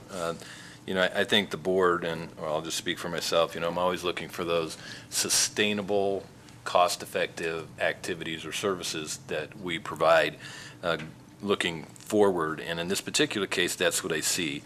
What I see that you brought in front of us is a sustainable service that gets us either ongoing annual redesign or in 4 years a complete redesign. I've been through the entire contract. I don't see any hidden costs, meaning that we've addressed those. There's no custom data that has to be imported. It doesn't require any new hardware purchases. The new site design will be fully compatible with our current data and services. So again, I just wanted to commend you and say, you know, I hope that we see more contracts like this coming forward in the future. Thank you. Anybody else? Motion's in order. Before the motion, may I ask a question of staff? Sure. It's coming from the Capital Project Fund, and if I understand it correctly, from the website, our website today, which is hard to get to, but it says capital projects include street infrastructure improvement, traffic signals, storm drains, pump wells, stations, water and sewer and paste pipelines and so forth. It doesn't say in there anything about IT.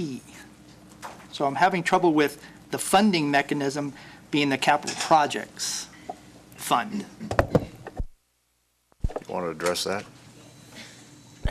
Nancy Paulson, Finance Director. According to NRS 354-598-155, which is what allows us to levy that additional 5-cent property tax, you can use that for the purchase of capital assets. And that's generally where we put our one-time purchase of capital assets. We generally don't record them in the general fund.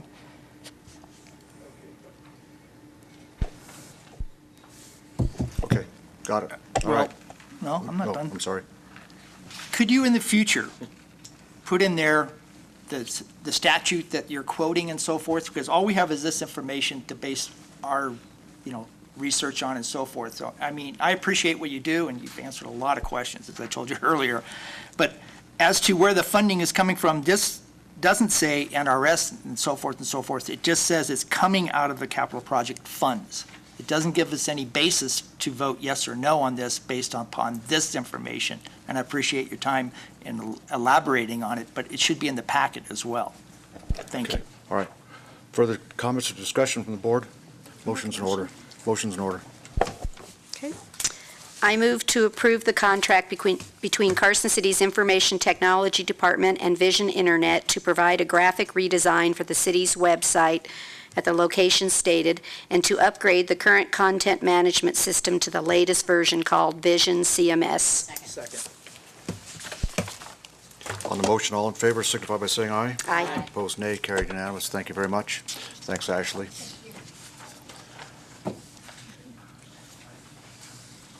All right, Eric, you going to do the next one? Yeah. Let's take up item 10B. This is the interlocal agreement contract with Do It, I think. Yeah. Eric Von Schimmelman, Interim IT Director, for the record.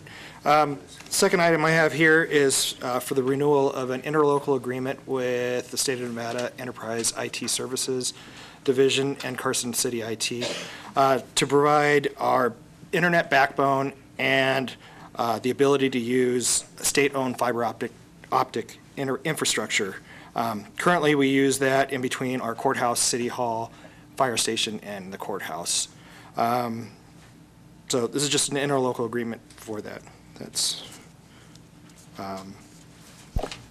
looking for. Karen. Hi, Eric. Hello.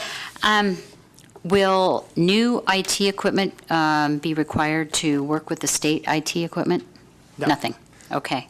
And Well, will I can the... clarify that. We're in the middle of an upgrade already. Okay. So our current infrastructure supports we're tied into them. Okay, great. And so consequently, there won't be any changes that city staff will experience in terms of that interface, or? No. Okay. No, this is just a renewal for the Okay. contract that we currently have. All right, great. Thank you. Eric, I just had one question on this, which you and I spoke about, and it has to do with the data usage that Yes. we're using versus what we're being charged for, and how that cost will ramp up. That's part one of the question. Part two is, considering the website redesign that we're looking at and the accessibility of that website through mobile devices, is that going to affect the amount of data that is used, which in turn would affect this contract? Okay, the first part, on the amount of data that's being used, I'm actually working with the state of Nevada just to verify. The big usage portion is actually going to be courthouse to city hall on that fiber link. Eventually, you saw in that contract, it can go all the way up to a tier 8, which is like $14,000 a month. They are only allowed to increase our tier rate one level every 2 years. So in the future, we're at tier 3, so 5 years, so 10 years down the road, we do need to look at possibly putting in our own infrastructure to cover this. But the current pricing is better than anything out there.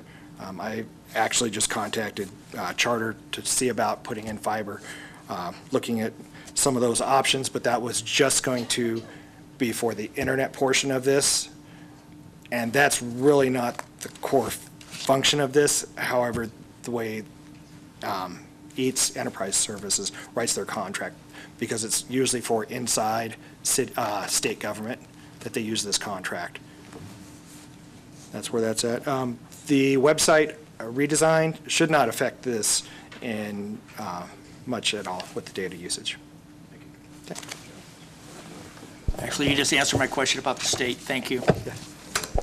Just a general question. The funding and fiscal impact on this one indicates we'll have to do an augmentation to your budget for the increased costs, which I don't have an issue with.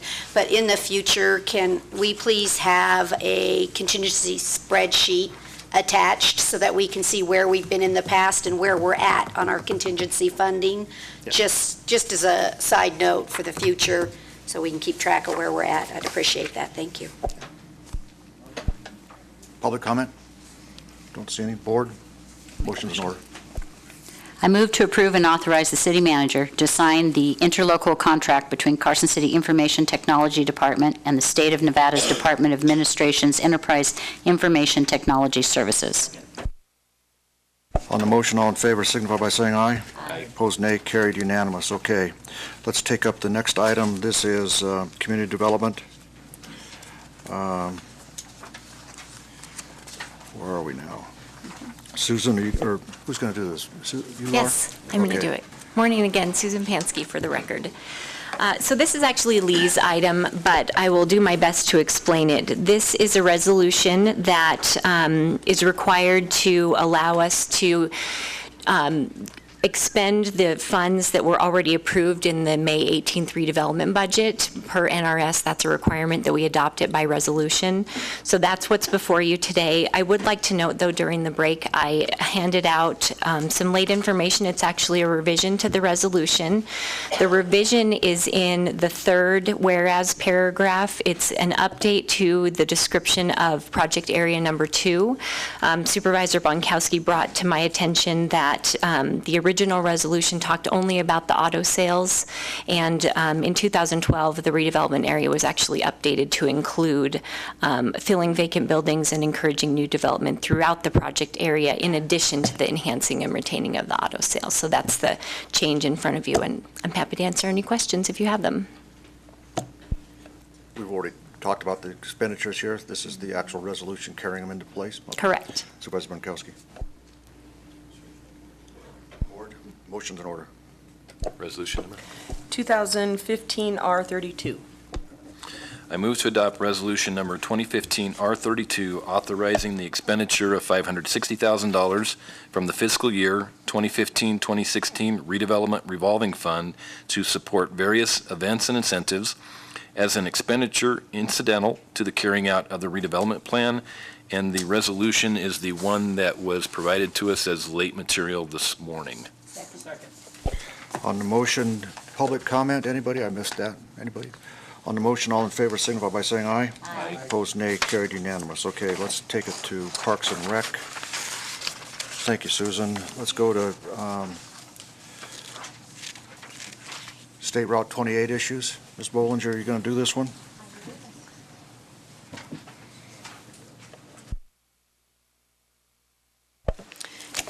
Brought some help with you this morning?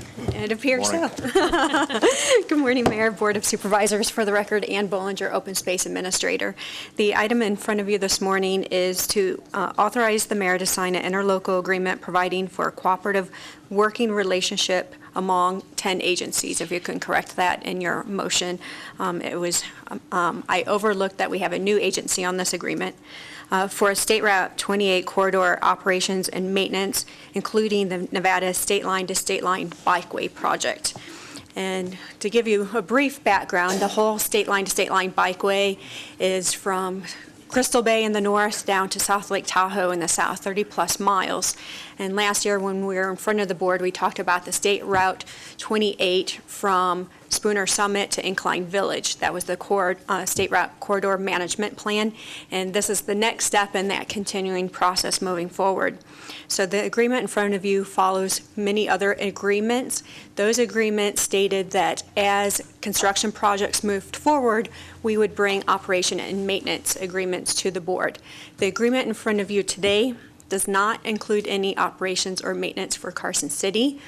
You could probably expect to see that in the future as the project moves into our jurisdiction. The agreement in front of you, however, some of the things I would like to highlight for you.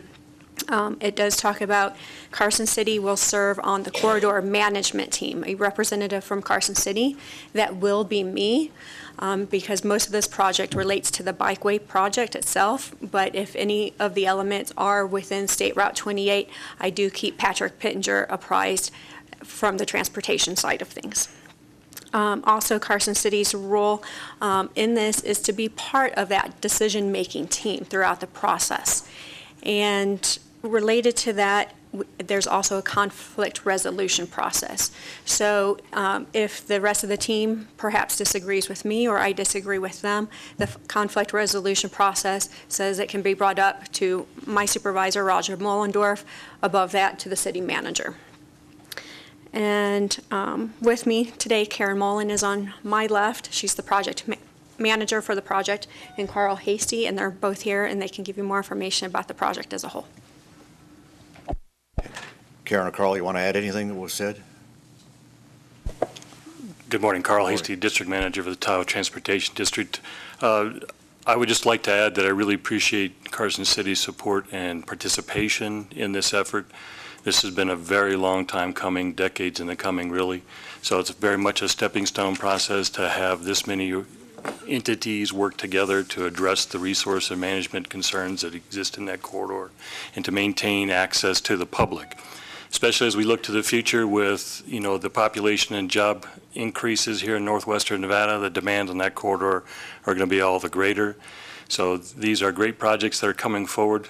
Carson City sits on my board, so you are represented at our decision level making. So I appreciate that and just wanted to ask your support in continuing working with us all on this collective effort. Thank you. Thanks. Questions? Supervisor Shirk. I'm just curious, I do travel up to Incline quite a bit, and the street parking there, is that going to be a resolving issue finally, or is street parking always going to happen, or highway parking, I guess is a better word? Is that always going to happen along Highway 28, or will that eventually go away? The impetus for this project is to relocate the majority of that parking that happens along the highway right now in order to provide alternatives that include dedicated off-site highway parking. We will look to retain some of that in terms of, the kind of the short-term visitor is there for 20 minutes to snap a shot, or I got to get off here to change my flat tire or whatever. But yes, we can have as many as 1,000 cars parking along that corridor in the summertime, and it is a very unsafe situation. So the corridor management plan is about providing a combination of solutions. An off-highway dedicated Class 1 trail that provides access for the pedestrian and the bicyclist. Dedicated parking, even seasonal transit like we've started to do here between Incline and Sand Harbor. So it's that combination of solutions that all of us organizations are working to provide. And the bike trail eventually will be off the highway, correct? That is correct. Class 1 is a separated, basically it's a one-lane road. You can think of it as a one-lane road because it's that wide. So our north demonstration project is the first 3 miles of that between Incline and Sand Harbor. That has been approved. We have funding for that, so we're working through that right now to begin to deliver that first segment as a demonstration of all of these improvements. It'll have dedicated trailhead parking. It has transit seasonally. We will look to control the parking in the corridor then and provide these alternatives for people to get there safely. Thank you. I'm looking forward to that. Anything else? Thank you, Carl. Give our regards to your board up there. Okay. Public comment into this? Anybody? Board? Supervisor, go. I move to authorize the mayor to sign an interlocal agreement providing for a cooperative working relationship among 10 agencies, among 10 agencies for State Route 28 corridor operations and maintenance, including the Nevada State Line to State Line Bikeway project. Second. On the motion, all in favor signify by saying aye. Aye. Opposed, nay. Carried unanimous. Let's take up. Thank you, Ann, very much. The Ash to Kings Canyon Trail is going to be, what's the date on that one? The ribbon cutting? We are having an official ribbon cutting on Saturday, August 29th. Okay. Flyers and more information will be available for all of the public. We'll have information everywhere in the newspaper, postcards, and we will encourage people to bike and hike. We will have limited shuttle service. Okay, thanks. All right. All right, now let's take up 13A. Going to do the Ebola issues. Who's doing it?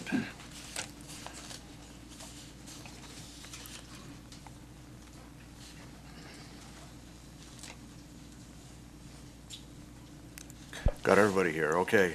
Dustin, start. For the record, Dustin Booth, Carson City Health and Human Services.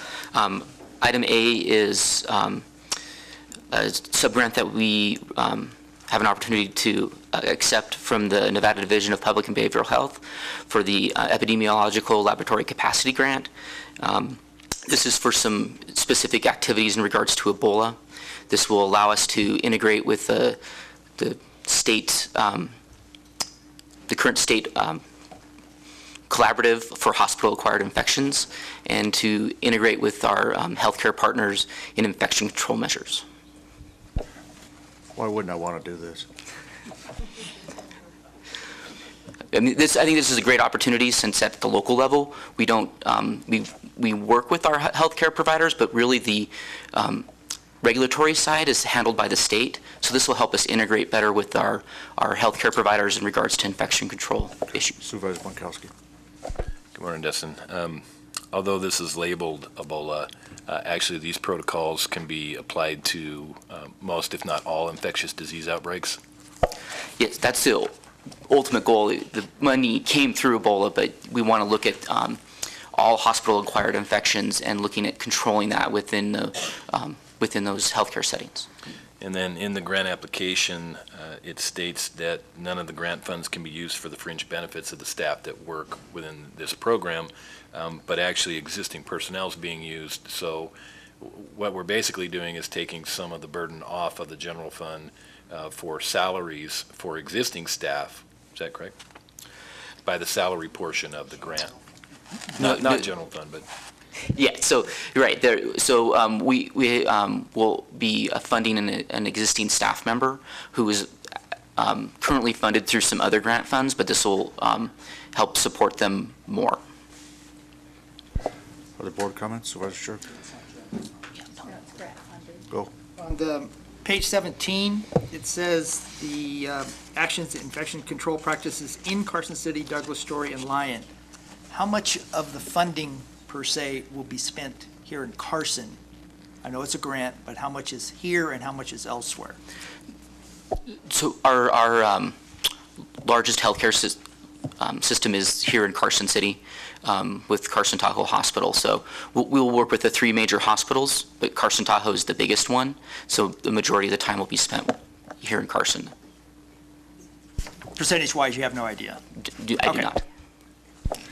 All right. Public comment? Board? Supervisor Bonkowski? I move to accept the Nevada Division of Public and Behavioral Health Epidemiology and Laboratory Capacity for Infectious Disease Ebola Supplement Subgrant. Can we make that a little longer? In the amount of $54,000 for the period of April 1st, 2015 through March 31st, 2018. Second. Motion, on the motion, all in favor signify by saying aye. Aye. Opposed, nay. Carried unanimous. Okay, let's take up 13B. This is Ebola. Yes. Hi, Angela Barroso, Carson Hi, City Angela. Health. Good morning. So basically, this is additional Ebola supplemental funding. It falls under the CDC Public Health Preparedness Grants. It's the $88,000 was very specifically, we had a guidance on what we could do. It's very project-oriented.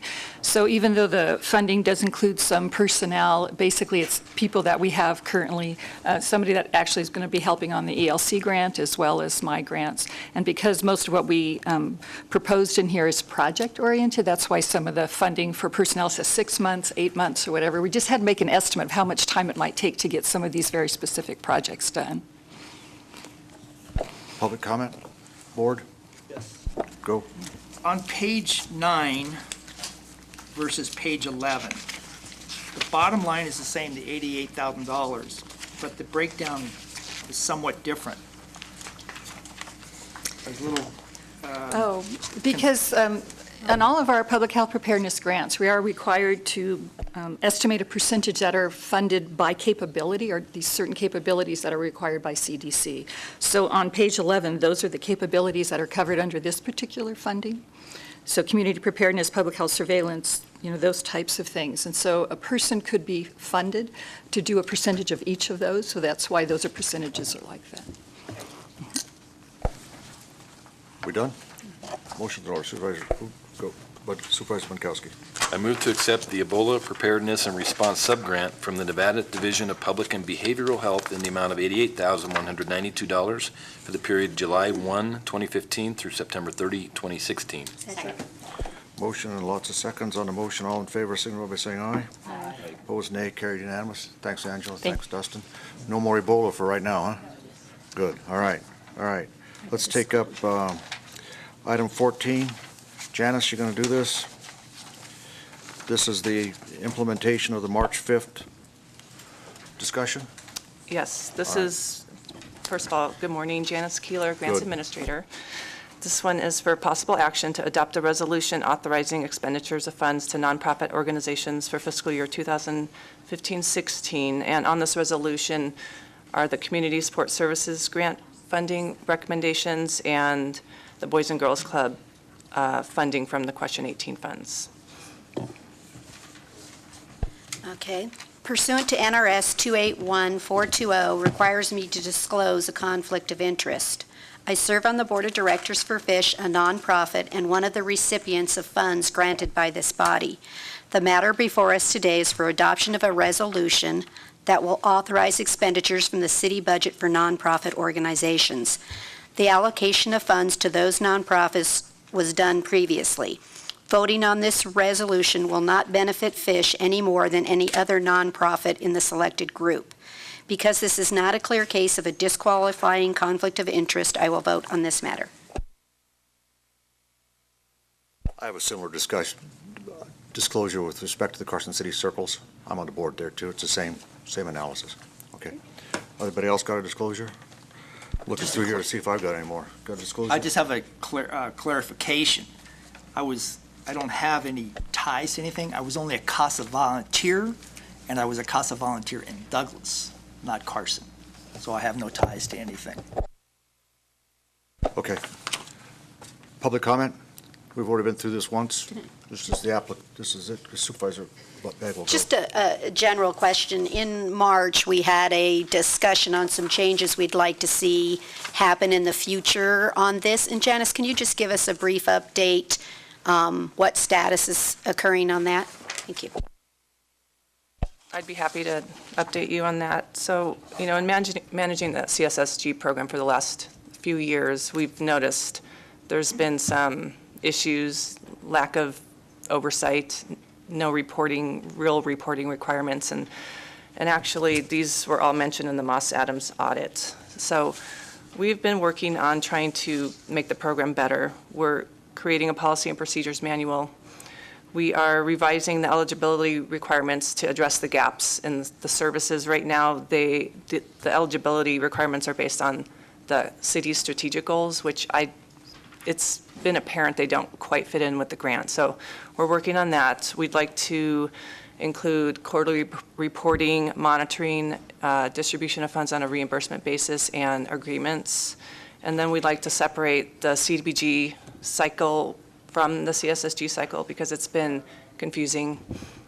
We've tried to keep it concurrent, but it's actually hasn't been easier. It's been a little more complicated. So those are the things we're working on. We're hoping to, come to like a more, an easier application to understand and really get the information that we need from the applicants. So those are, in general, the things we're working on right now.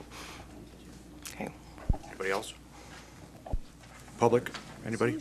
Motion's in order. Resolution number? 633. I think it's 33. Make the motion. Go. I move to adopt resolution number 2015 R33, a resolution authorizing expenditures of funds to nonprofit organizations for fiscal 2015-16 as presented. Motion and seconds on the motion. Discussion. Hearing none, all in favor signify by saying aye. Aye. Opposed, nay. Carried unanimous. Thanks, Janice. Thank you. All right. Let's take up the report of the condition of each fund. Ms. Paulson.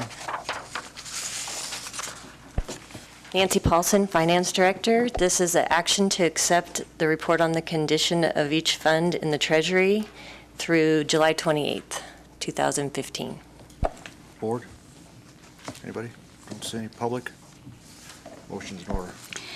I move to accept the report on the condition of each fund in the Treasury and the statements of receipts and expenditures through July 28, 2015 per NRS 251.030 and NRS 354.290. Motion, a couple seconds on the motion. Discussion. Hearing none. All in favor signify by saying aye. Opposed, nay. Carried unanimous. Okay. Now you got Sherry coming up here to talk about the uncollectibles. All right, let's take it up. 14, Charlie. Uncollectible accounts from the ambulance fund. We do this annually or semi-annually? Can't remember. Semi-annual. Semi-annually. It's always a big number. It's usually a pretty big number, yes. Okay. This is Sherry Russell, Deputy Finance Director, for the record. And so semi-annually, we have Whitman, who is our ambulance billing service, take a look at everything outstanding and tell us what they believe is uncollectible. They send those bills onto another hard collection agency. So we haven't given up, but the probability that we're actually going to collect it is very low. So this year the write-off is $302,784.73, which if we look at the past is actually a very low number. I'm attributing that basically to Whitman's new collection policies because we did just change in fiscal year 13. So there was a little bit of lag with our other company as far as writing off some of their outstanding bills. So this is the first full year that they've been in charge.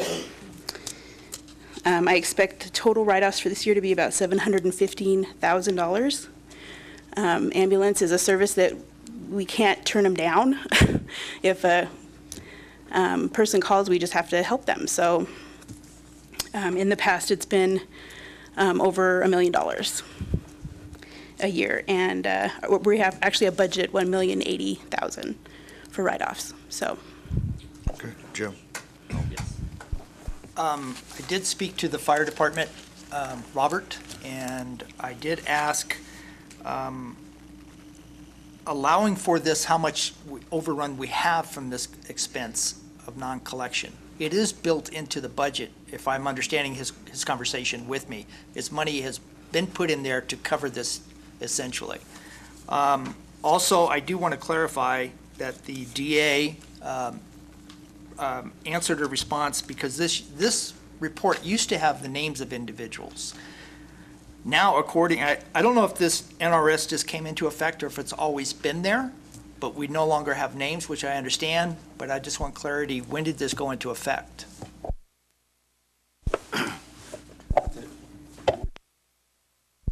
Supervisor Shork, I think it was the last semi-annual period was the first time that we redacted names, and I believe that was more of an interpretation of the NRS by the new DA staff as opposed to a major change to either the NRS or other federal laws and statutes.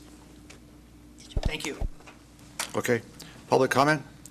Board, we ready? I move to approve the application to remove the uncollectible accounts receivable specified in the application from the records of the ambulance fund for a total amount of $302,784.73 in uncollectible accounts receivable. Motion and a second on the motion. Discussion. Hearing none. All in favor, signify by saying aye. Aye. Opposed, nay. Carried unanimous. Thanks. All right, guys. All right. Sherry, you're going to now take us through 15 Alpha. I am. I also would like to. This is a big number two, so come on. Yes, I also would like to introduce real quick Laura Tadman. She's our new Purchasing and Contracts Administrator. Morning. So hopefully for this section of the agenda, you will in the future be talking with her. But she's here to observe. She's here to observe today. That's why you did that. All right, man. Well, welcome aboard. Thank you. Why don't you tell us a little bit about yourself before we get going? What would you like to know? Well, what's your background? Date of birth. Whatever you want to say. I came from the RSCBA. I did purchasing there for 7 years. And I have a daughter that goes to UNR and a son that's a senior in high school. Very good. Yeah. Okay. All right. All right, back to business. All right, staff is asking for PO approval on various vaccinations and pharmaceuticals through joinder contracts for a not-to-exceed amount of $458,000 to be funded from various accounts depending on the needs and the grants and the various ways we pay for these. We estimate approximately $653,000 available, and that's from carry forwards from prior grant funding, current grant funding, and current budget. I got some lights up here. Who wants to go first? Supervisor Abel, then Supervisor Bagwell. Laura, maybe you can answer this question. How's the quality of what you are purchasing insured, and what standards do these companies, what are they held to, since we're talking about pharmaceuticals here? So the quality of what's being purchased, how's that guaranteed? I'm hoping somebody from health is here to answer that question.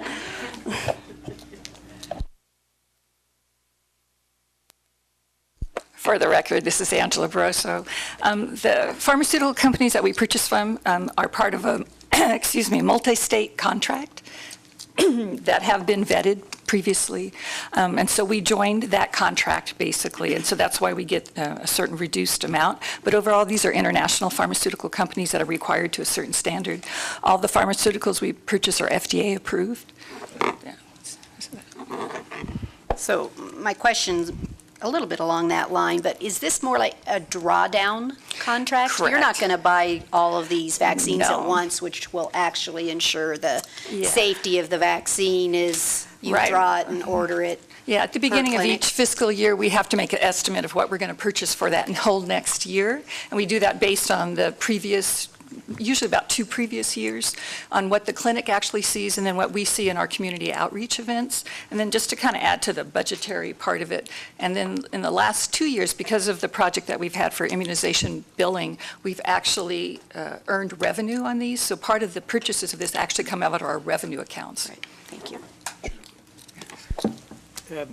All my previous questions were answered. I just want clarification for the public as well of the vaccines and everything that we are purchasing. It says for Carson City and Douglas County citizens. What is the split of that? It's about 60-40, just depending on what the clinic sees. So in 2009 and 10, we were delegated the authority from the state health officer to do public health preparedness in Carson, Douglas, and Lyon. So part of that is our community vaccination event where we do flu, Tdap, and some other vaccines there. And then the other portion in 2012, Carson City Health began running the community health clinic in Douglas County. And so we generally look at the funding there at about a 60-40 split. 60 for Carson? For Carson. Is that based upon population? Right, right. And then actually on some actual expenses. Thank you. Public comment? Don't see any. Motion, board, motion's in order. Go. I move to approve purchase orders number 2016-010, 2016-011, 8723, and 2016-013 for the purchase of various vaccinations and pharmaceuticals for Health and Human Services Department through joinder contracts with Sanofi Pasteur, Merck Sharp and Dome, Cardinal Health, and GlaxoSmithKline Pharmaceuticals in the total amount of $458,000 to be funded from the Health and Human Services Private Vaccine, Clinical Services, and various grant fund accounts for fiscal year 2015-2016. Motion, second on the motion, discussion. Hearing none, all in favor signify by saying aye. Aye. Opposed, nay, carried unanimous. Okay. Let's take up Bravo 15B, joined with Flyers Energy. Alrighty, this is an annual fuel contract with Carson Valley Oil, Flyers Energy, and Thomas Petroleum for a not-to-exceed amount of $1 million, which sounds like a lot, but it's fuel for the entire city for the entire year. Our current budget for the entire city for the entire year is $1,045,921. And the state contract actually expires January 31st, 2016. I know some of you caught that. And so this is a joinder contract, so we're just joining on what the state has. So if if they don't renew this contract, then we would have to go out and bid or find other means to use these vendors. There's every indication that they will renew it, so we would just continue that joinder for the year. Hopefully Fleet is here, somebody from Fleet to answer any questions. Any questions? Supervisor Shirk? Is this just for gasoline, or are we buying gas and diesel, or is it just Gas and diesel. gas and diesel? I'm just curious, how many gallons does $1 million get us? I don't know. The rate that we pay is a lot cheaper than obviously you and I do at the pump because of the reduced taxes. I actually got a number for June from Cindy Mills as to what our dollar per gallon is. We didn't have time to come up with the whole year dollar per gallon, but for June it was $2.63, which is cheaper than what we pay. Thank you. On the contract itself, on page 2, under item number 6, the purchase will be made with consideration of lowest cost and availability of fuel delivery, and the contract payable will not exceed $5 million, but we're approving $1 million. That's in the joinder of the state. Are you looking at the state contract? Yeah. Okay, yeah, we're just joining on, but our direction will be not to exceed $1 million for Carson City. Okay. I just want a clarification on that. Gotcha. Okay. Further questions? Can I make a motion? Board. Public comment. Same on board. Super, you want to do it? Go. I'd like to make a motion on this one because I want to make a slight change in it. I move to approve contract number 1516-021, a fuel joinder contract, and I'm not listing the names in case the state picks different vendors.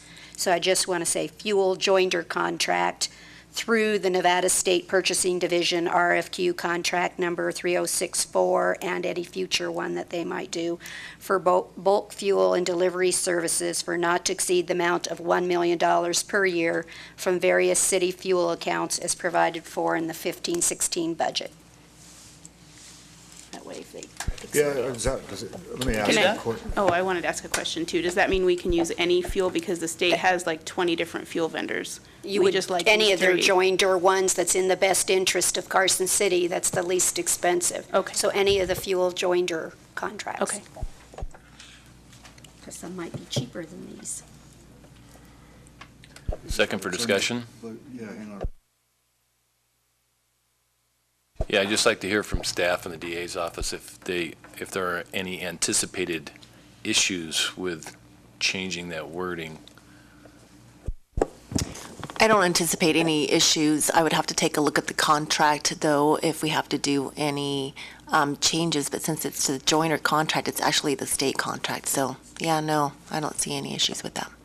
Well, and I got, it occurs to me also, the motion also includes the RFP number, the RFQ number, contract number, so, and also says that in any future ones that are issued under that. So I think we're okay. I think we're okay, Now that I too. look at it here, so. All That right. way we cover the last 5 months of the fiscal year, because otherwise we're only covering 7 months of the fiscal year here, because these joinder contracts end in January. So that'll carry us all the way through the All right. fiscal year. On a motion, is there a second? I seconded it. On the motion, okay, we have a second on the motion. Discussion, hearing none, all in favor, signify by saying aye. Aye. Opposed, nay, carried unanimous. Okay, let's take up, Charlie, this is purchase order 8720 for equipment. Yep, staff is asking for the approval of PO 8720, the purchase of water meters for a cost not to exceed $541,310. This was deemed to be sole source as they work with the rest of our system and other water meters wouldn't, so we'd have to get a whole new system. So it's not adaptable to competitive bidding. Currently available is about $800,000 in the budget.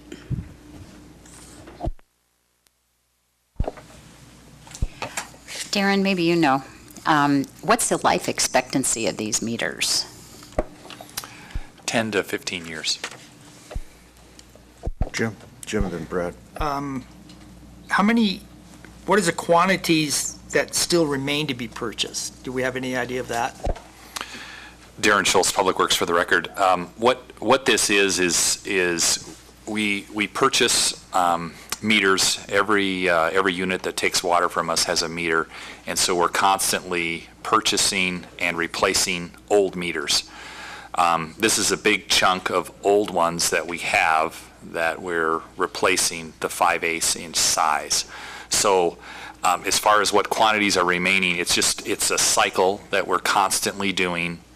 Every year, some years are bigger than others based on the age of the meters how long ago they were replaced. So this is the group for 5/8 inch meters for this year. There will be other size meters this year that we're also purchasing and replacing.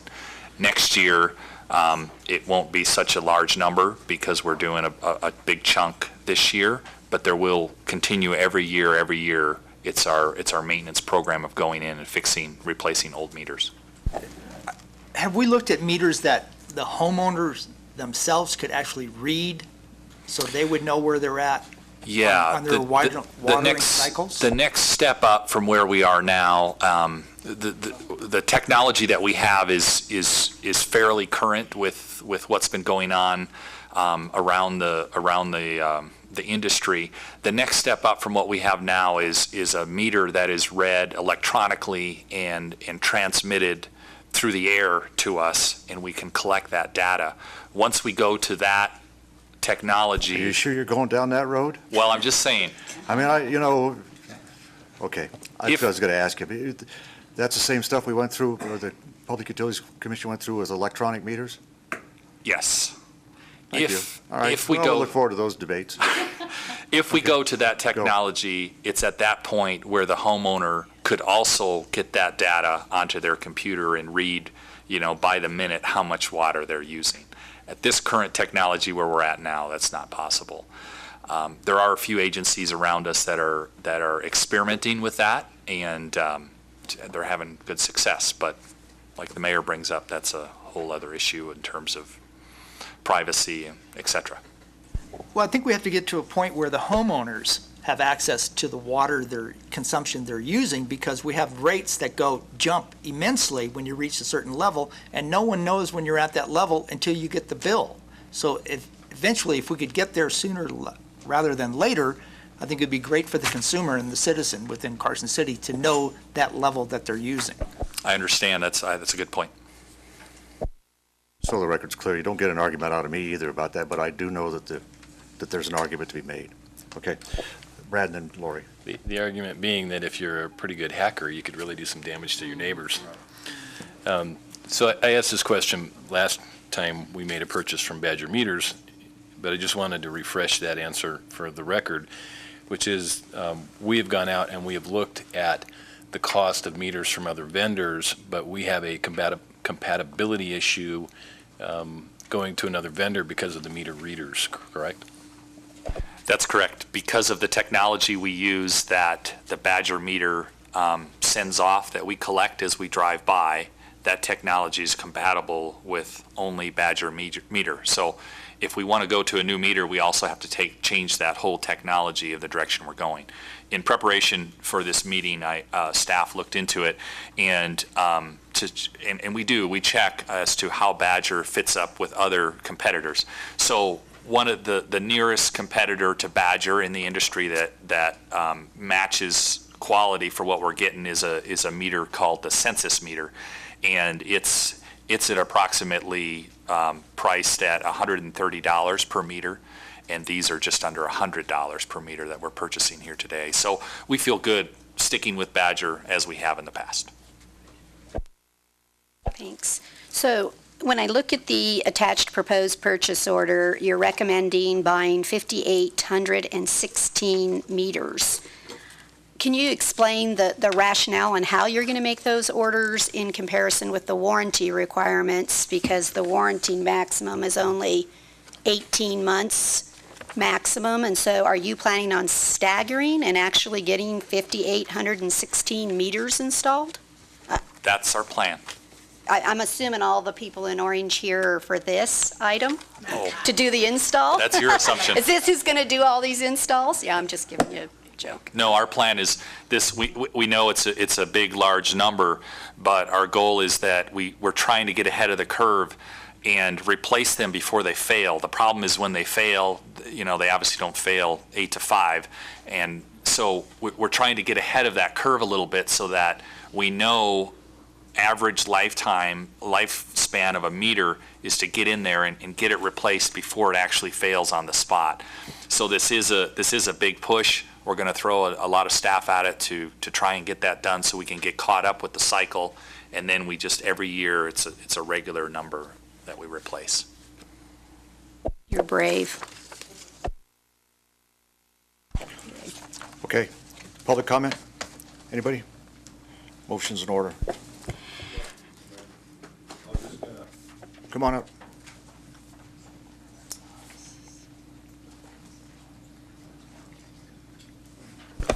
Rick Palmer, Water Operations Supervisor. Just a point that Darren was adding there, part of this meter package that we're getting, we're also getting a discount for buying the large quantity.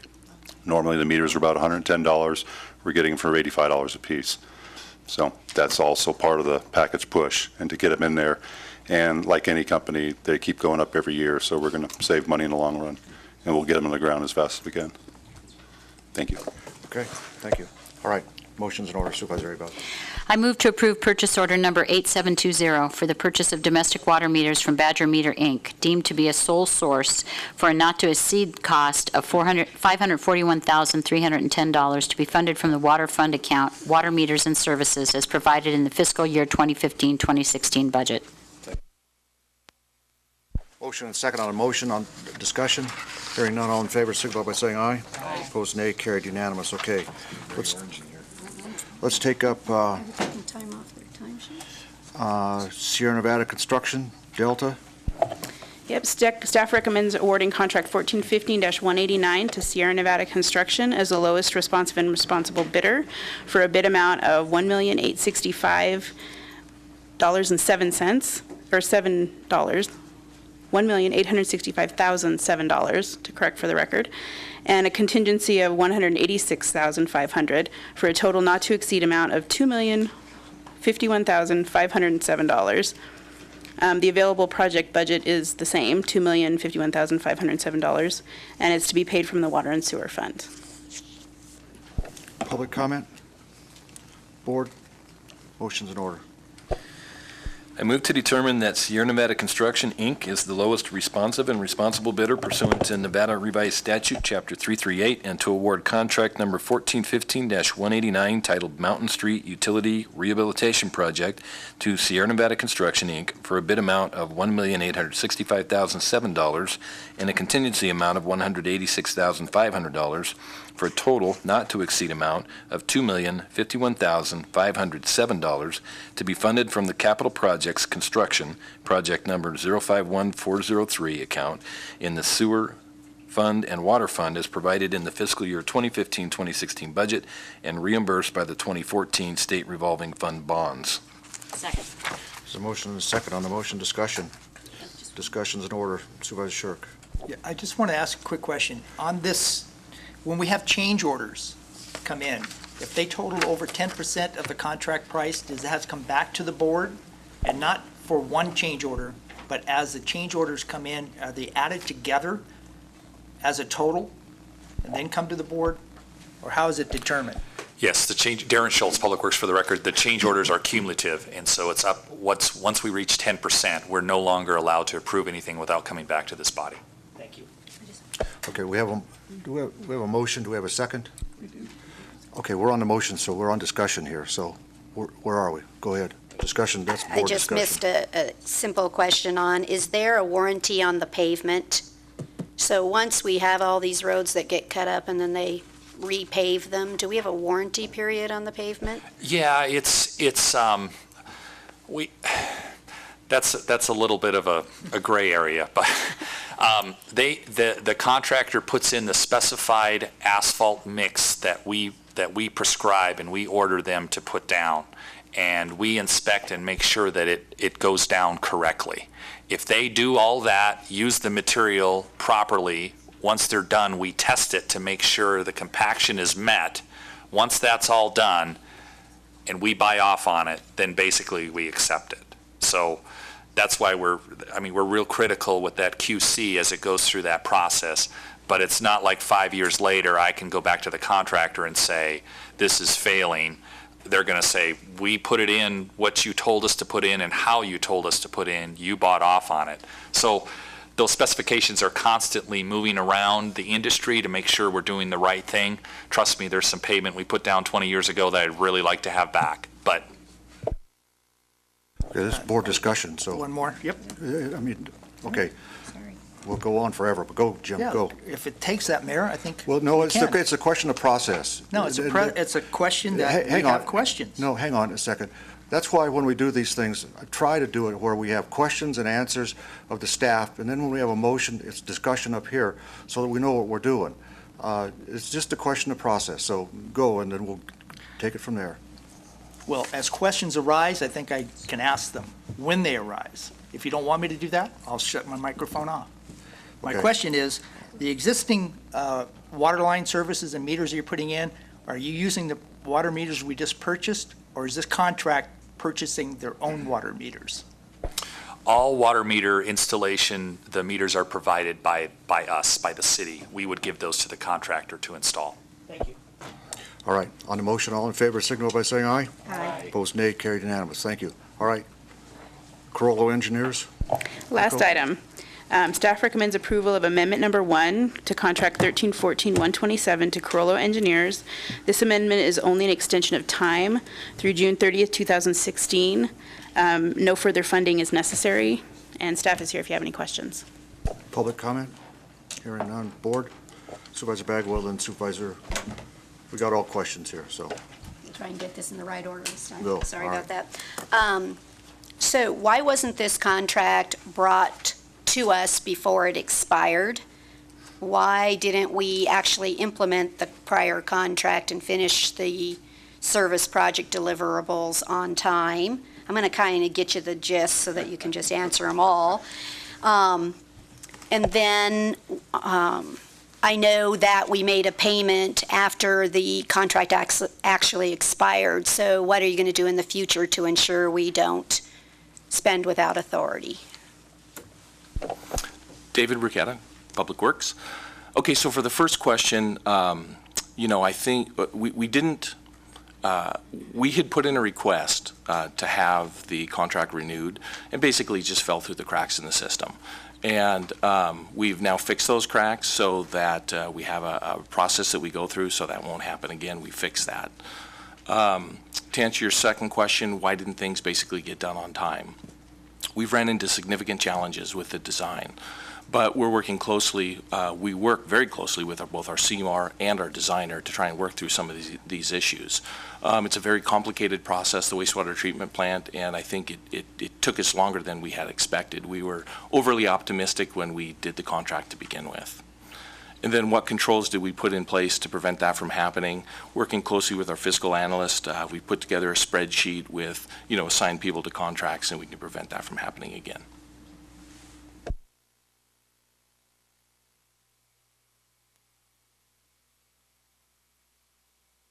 It was made in January, but I believe it was for services in January, so. And it was made in March. Did it get picked up on the audit? It could be picked up if they selected that item for testing. All right, I'm just curious, okay. I don't know who's next here, so. Jim, go, and then we'll go down here. Sorry, No, go. answered. Where are we in the scope of work with regards to this contract at this point in time? So the scope of work hasn't changed, but we have milestones through the process. Typically you'd have a 30, 60, and 90% milestone, and we just finished up our 90% milestone. We're doing some more additional work right now to ensure that we have the cost controls put in place. We hope to have this project out by the end of this year, the beginning, first part of next year. I think Lori and Karen asked all my questions. Well, thank you. Okay. I asked for public comment already. Anybody? Board, we ready? We through with questions? Ready for a motion? Motion's in order. I move to accept staff's recommendation to approve amendment number 1 to contract number 1314-127 with Carollo Engineers to increase the contract term from December 31st, 2014 to June 30th, 2016 to utilize the budget remainder of $1,146,296.84 from the fiscal year 2014-2015 budget. Second for discussion. I'd like to add something to that motion.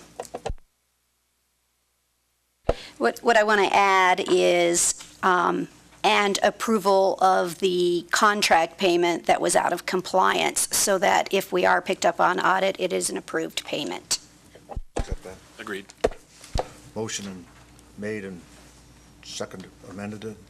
They both agree on the motion. Discussion. Hearing none, all in favor signify by saying aye. Aye. Opposed, nay. Carried unanimous. Thank you. Good job, Lori. You're welcome.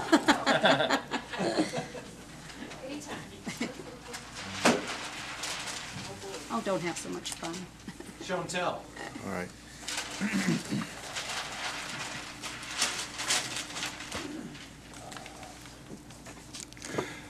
All right, Michael, we're going to do a lean management training program. This is for information only. Yes, sir.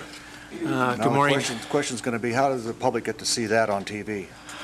You know what, we'll have to, Just kidding you. Yeah. We'll get it up there somehow. All right. it's all for your benefit, how's that All sound? right, all right. Michael Saloga for the record.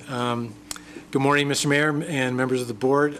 Back in January, you authorized funding for all of us to get trained on lean management and the continuous process improvement activities. And I'm here to kind of tell you where we have gone at this point and what we've accomplished. I did ask a few people to attend that had participated, and I can't say that any of the gentlemen and ladies in orange are any of those folks, but it's always nice to see lots of people that can attend. So anyway, so what we're going to talk about is what we did, the processes that we improved, the results that we achieved and what our next steps are. So, all right. So what we did, the first off is Rishi Mohatra, who is our contracted person through Moss Adams. Sorry about the presentation that unfortunately one of the projectors I've been told has gone down, so hopefully you can still see from over there. Our contact at Moss Adams, Rishi Mohatra, was our guru, for better lack of a term, to basically come in and teach not only myself, but also members of the staff in the process of how to implement lean here in Carson City. So the first thing that we did is we met with representatives from all the different departments. We spent 2 hours of time with each one of those representatives, and we gave them some overview training and also developed some high-level current state maps, things that weren't as detailed as what's on the floor in front of you, but it was to get them the sense to start thinking about things in, oh, now we have the projector up and running. To give them a sense really of where we were going with the project and the kinds of things that we could actually accomplish with lean. So out of that, we identified 5 processes that we could improve, and we conducted 4 Kaizen events. Kaizen means change for the better, and 1 5S workplace organization. So just to give you a sense again, to remind you, 5S stands for sort, straighten, shine, standardize, and then sustain. Okay, so also now to give you a sense of, to remind you a little bit about what a Kaizen is all about, these events were typically 3 to 4 days long, and from that standpoint, we started out with training. We would take a couple of hours and go through very specific instructions so that everybody knew exactly what to expect. We would then get into finalizing what's called a charter document. In your packet, you have the charter documents for each of the Kaizen events. The focus on that is to identify the scope of what is going on in each one of these, as well as identify the problems and the people and everybody else that was going to be going on during the events. The idea is to put it all on one piece of paper, keep it nice and simple. The first thing that after that then we would do is would develop a current state map. It's basically a flow chart like what you see in front of you. We used pretty low-tech stuff. You know, we're talking about butcher paper and Post-it notes, and that's because as discussion ensued, we would go about changing things. Supervisor Bagwell, Supervisor Shirk, you guys both had a chance to actually kind of pop in and actually see the process a little bit. So I wanted to bring this really more for the other members of the board. After we had developed that, then the current state map, we would turn around and tell people to say, put down, where are your pain points? Where are the issues that are just very difficult? Is there a gap in what you're getting as far as information? Is there customer information that essentially is not happening? Personal pain points is, my job is difficult because. And so as you can see on the floor, basically all the little red dots where pain points used to be, our focus really there was to identify more pain points than there were processes, many processes within this. So we could go back, because the idea here is to make it ugly. This is not something, if there's something to be fixed, we want to know what it is. And so the idea here is to identify and focus on process, not on people. Okay? Big distinction there, and we want to make sure everybody understands that. So from that, then what we did is we all sit down and talk about a future state map. What do we want this process to look like in the future? And so from that standpoint, this is where we start to talk to IT. We start to talk to the people that really own the process and say, where do we want to go in the future with this? We start identifying costs that may be involved, benefits that may be involved, and how can we make it more efficient. From there, we would develop a roadmap as well as what they call an effort impact chart. We would take each and every single pain point and address it. We would either say it was solved by what we identified in the future state, or we would turn around and say it goes on our effort impact chart, and we need a special task just to deal with that issue. And we would make sure that every single pain point was addressed in those two things. From there, what we would do is then talk about what milestones we achieved, some other things, other benefits that occurred, and a lot of that information then went into what they call the A3 document. A3 just stands for nothing more than the paper size. that it's a European standard for essentially 11 by 17. You've all got a smaller version of that, unfortunately, so you get I know the stuff was small, unfortunately, but in order to make it work in your packet, that's what we ended up doing. So that there is really supposed to be, again, a one-page thing. We're trying to keep it as simple, but hit the high points of exactly what we accomplished in each one of the Kaizen events.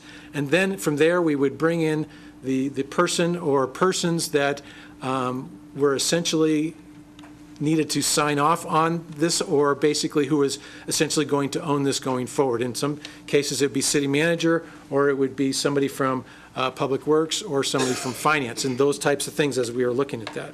So the 5 processes that we looked at were the permit application process, purchase order and accounts payable, the employee status change form, and some of the things that go along with that, the board packet preparation process, and then the whole workplace organization side of things, we looked at parks maintenance. So those were the 5 that we picked out of the 15 that we really sat down when we looked at all the different departments in the beginning.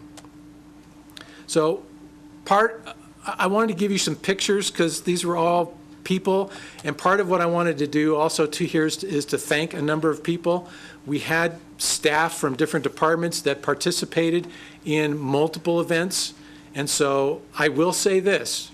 And again, part of it is, I'm not going to sit here and paint a pretty picture on everything. Many people were very highly skeptical walking into this process. They had no idea what to expect. And so to watch people over the course of 2 or 3 days in a Kaizen event, and then to see them come into a second event, it was amazing to see how the teamwork was involved. They understood what we were trying to do. Again, it wasn't about people and pointing fingers. It was about process. And how do we make the process better? So from that standpoint, we just wanted to show you some of the pictures of the people, some of the folks that I could thank, over because they were just fantastic. Kathy Heath, Karen Leet, Anna Jimenez, Eva Schwalitz. These guys all participated in multiple events, and it really made the process go very quickly. We also had some fun. Somebody had a birthday during one of our events, and so we not only had 1 cake, we had 3 cakes. So that was kind of neat. And you knew that people were getting together when we were doing the building permit application process on the last day. Nobody really said anything to each other. 3 people brought in donuts from the last day. So it was basically really neat to see the silos come down and to basically see people work together. This is just an example of when we talk about workplace organization, this is what it looks like down at Parks Maintenance. We've done some stuff with just some basic office stuff. We're going to get into how they organize this particular location. Part of it actually looks pretty decent right now, but the thing is we want to make sure that we can get the kinds of impact that we can get when things are more organized. Productivity does go up quite a bit, and we're going to talk about that in a little bit. So let's talk about some of the results that we achieved. Now, part of these results are not necessarily hard documented. We're expecting that we're going to get these. We still don't have things fully implemented yet, and so these are what our expectations are. We hope that these things will come to fruition. With the building permit application process, again, the whole basis behind this is that we'll be taking electronic applications and plans. So from that standpoint, each person who would submit an application, submit their plans, they'd be doing that electronically. They would not be doing it with paper. A lot of times, on average, we feel that it's costing contractors and developers $600 a pop every time they want to come in with plans. Now they just submit those essentially online. We are in the process of looking at doing a partnership with Washoe County so that we can get some costs down on some systems implementation. Those still have yet to be determined, but this seems to be one of the best ways to do it. We may have some interim solutions that may happen in the meantime. Another thing that came out of this meeting was the idea of doing a pre-application review. So this is where a contractor or developer would have the ability to sit down with the chief building official, pay an extra $100 up front, and have a whole checklist of everything that they would need to know when they actually came in and submit their application. So, yes, sir. Michael, when you say building permit saves $600 per permit application, who is saving the $600? The applicant? That would be the applicant, yes. Okay. And so that will save the applicant $600, but there's no will it save anything for the building department to have these electronically submitted to them? A big one will be that, the one in the end, and this is just one of the items. We could go into a number of things, but for instance, right now what happens, all those paper plans are all stored over at the brick. And so somebody from fire, somebody from environmental, somebody from the health department, they have to physically drive over to the brick and actually look at those plans and figure out what they need to do related to their part of the approval process. Now, when we go with an electronic version of this, they essentially will have big screens in front of them. They will not have to do that driving time. And that's essentially a best guess of $75,000 that we'll see on an annual basis. So, okay. I want to comment on the pre-application review. I happen to be involved in one on a project that we're doing, and I think that is just phenomenal, that change, because it gives an opportunity for the person applying and all of the parties to come together and maybe resolve issues or mitigate immediately and come up with another rationale that will even save more in drawings and time than just that $600 piece, because we can solve it in the beginning with what's going to be the problem and draw it right the first time. So it was really good. And how we make it better. So, okay, sorry about that. Okay. So with the PO and the AP process, we're looking at staff time pretty much, this is between in-house, in finance, and also in with the staff in the field, that we're going to see about the equivalent of an FTE that'll be saved there. They're already in the process of going completely paperless. They're looking to see that things are going so well that they may be paperless in this process by the end of the year. A big one here was reducing the emergency POs. This would be the kind of situation where a purchase may go, but we don't have a PO, but we need to have that PO in order to make sure the process was happening. Based on all of the things that we've done in the whole future state process, those emergency POs have been dropped down to next to nothing. So we've, last conversation with folks in finance, they've had less than a handful in the last month. So really great to be able to see. The field also came up with the idea of eliminating the field purchase order. They found it to be very confusing. It was very difficult to work with and process. And finance was right there, and everybody talked about it and said, yeah, fine, let's change it and let's use the AP batch process through HTE. Faster, easier, cheaper to use. So it was great. That's one of the big benefits of having everybody all in the same room. So, okay. Employee status change form. One of the things that we had, and Supervisor Bonkowski and I went back and forth on a couple of emails related to some things like this. We literally almost called this one a failure. The reason why is because we started to realize that we were focusing too much on the form itself and not the process that was going on around it. So one of the things that came out of it after we kind of re-shifted our focus was the idea that a number of performance reviews were coming in late into payroll. When that happens, the retro pay process is enormous. And so from that standpoint, we put a message out to everybody saying, get your performance reviews done on time, because here's what the ramifications are. Now that's happening. So it's again, having everybody in the room is a good thing. We've also eliminated some approval steps. There's now a report that's going to the city manager so that he doesn't have to sit there twice a week with a stack like this and put his John Hancock on every single piece of paper. So this is an estimate based on his time, okay? A couple of other results we've got going on with the board packet preparation process. We're assuming here at this point that we're going to be doing some interim steps to eventually going to something that is more automated. We're looking at getting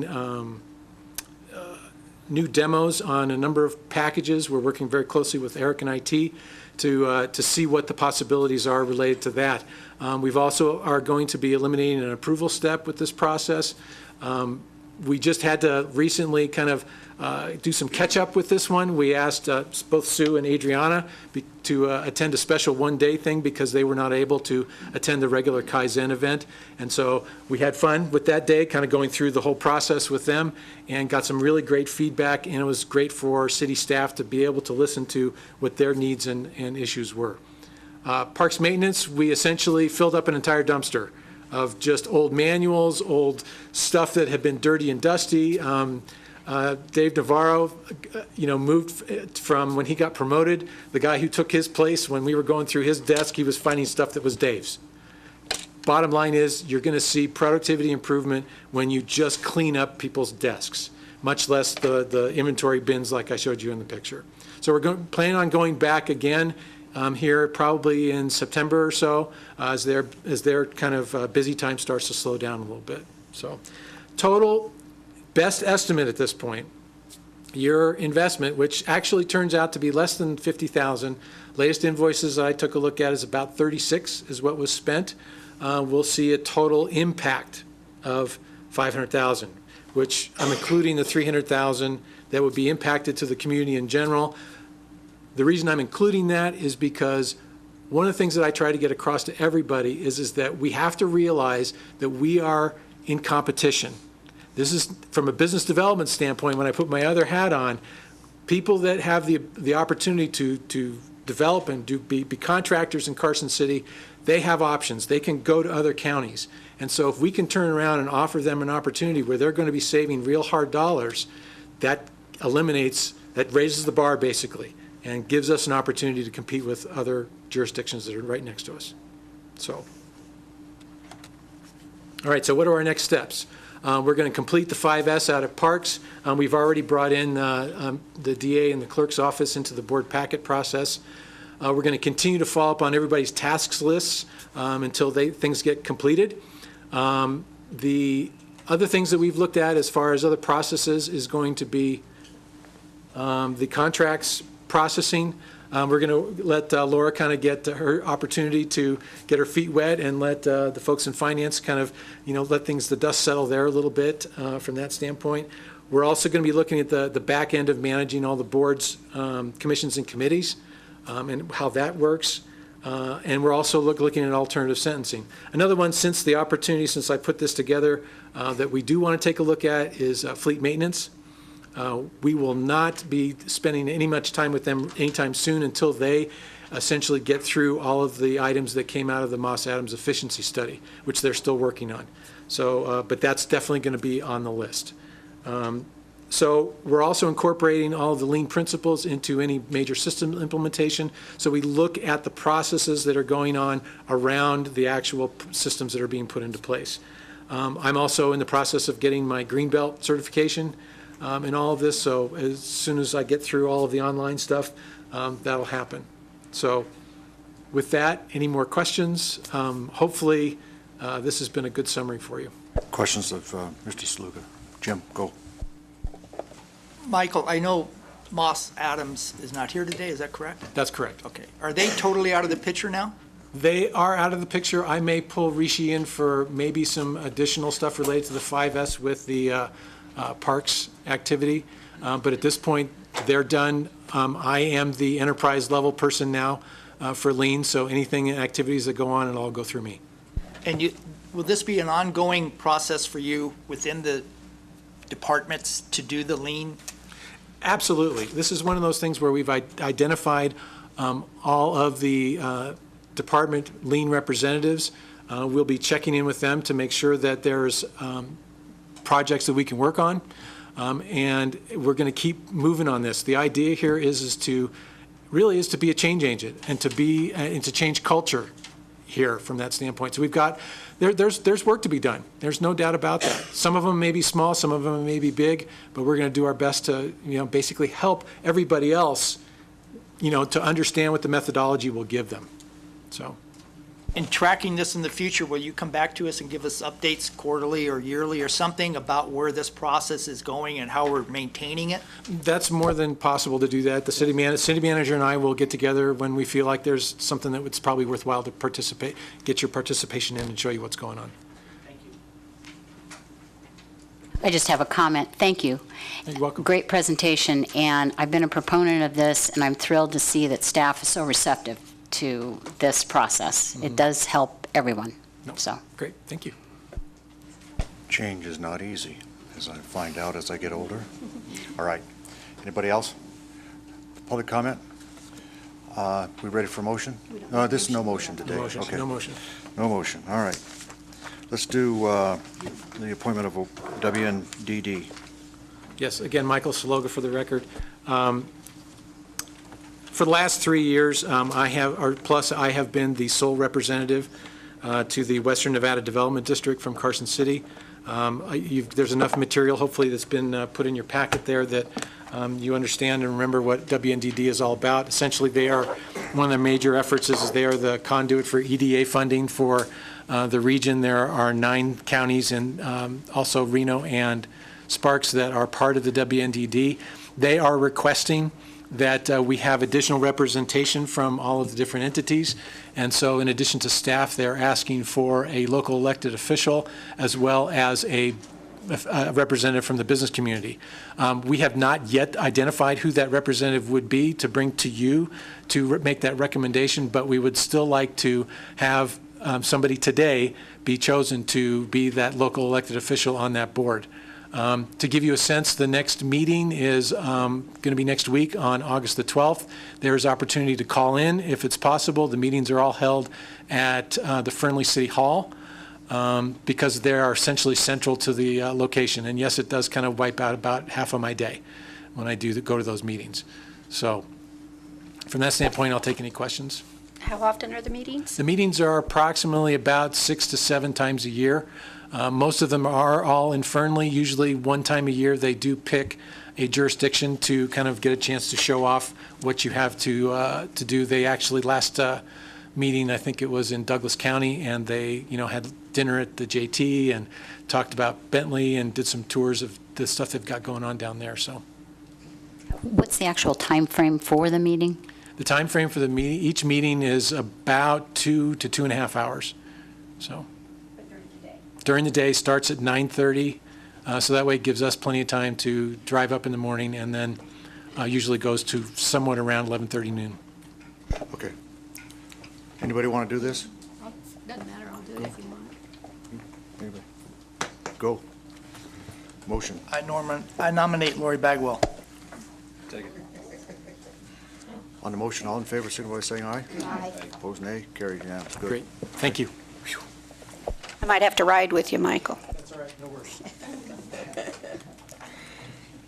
The only key is bring back money. We'll double team them now. Double team 'em. Well, we go to all these meetings, and don't forget that the idea is to bring back the bacon. Well, just as an aside note related to the downtown project, one of the things that we're looking at is getting an EDA grant to help support some of the utility work related to the Carson Street downtown project, and in conjunction possibly with the Capitol Mall project as it's currently been proposed. So. All right, next. Thanks, Michael. All right.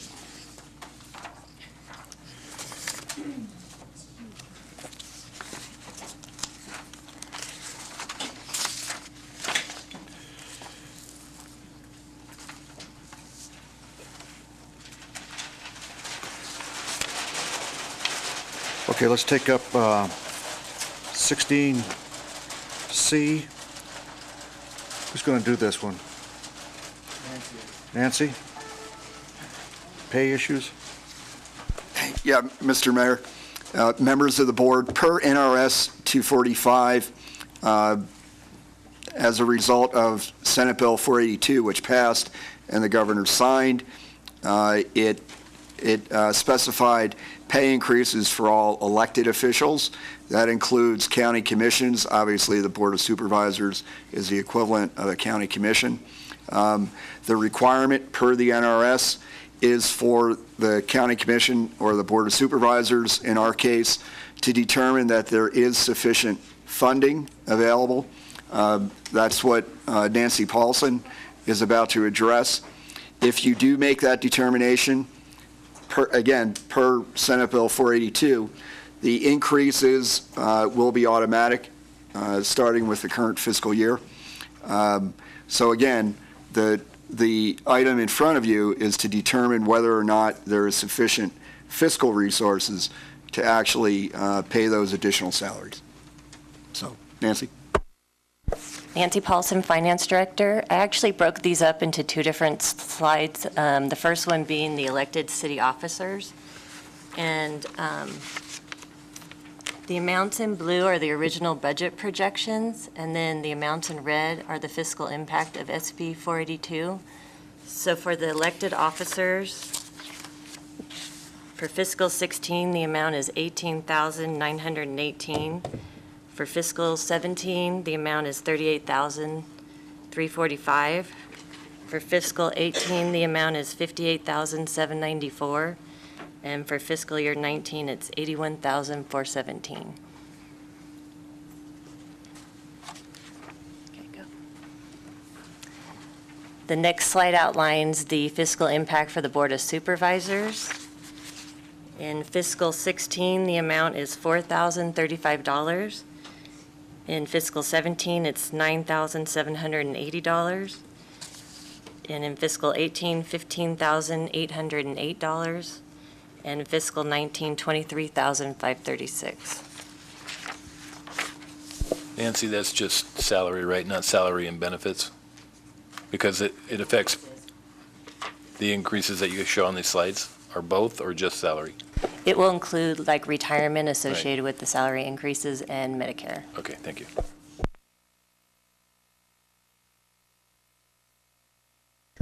So my question goes to, why would we be approving it for all 4 years instead of each individual year, that we actually have the resources to make the payment?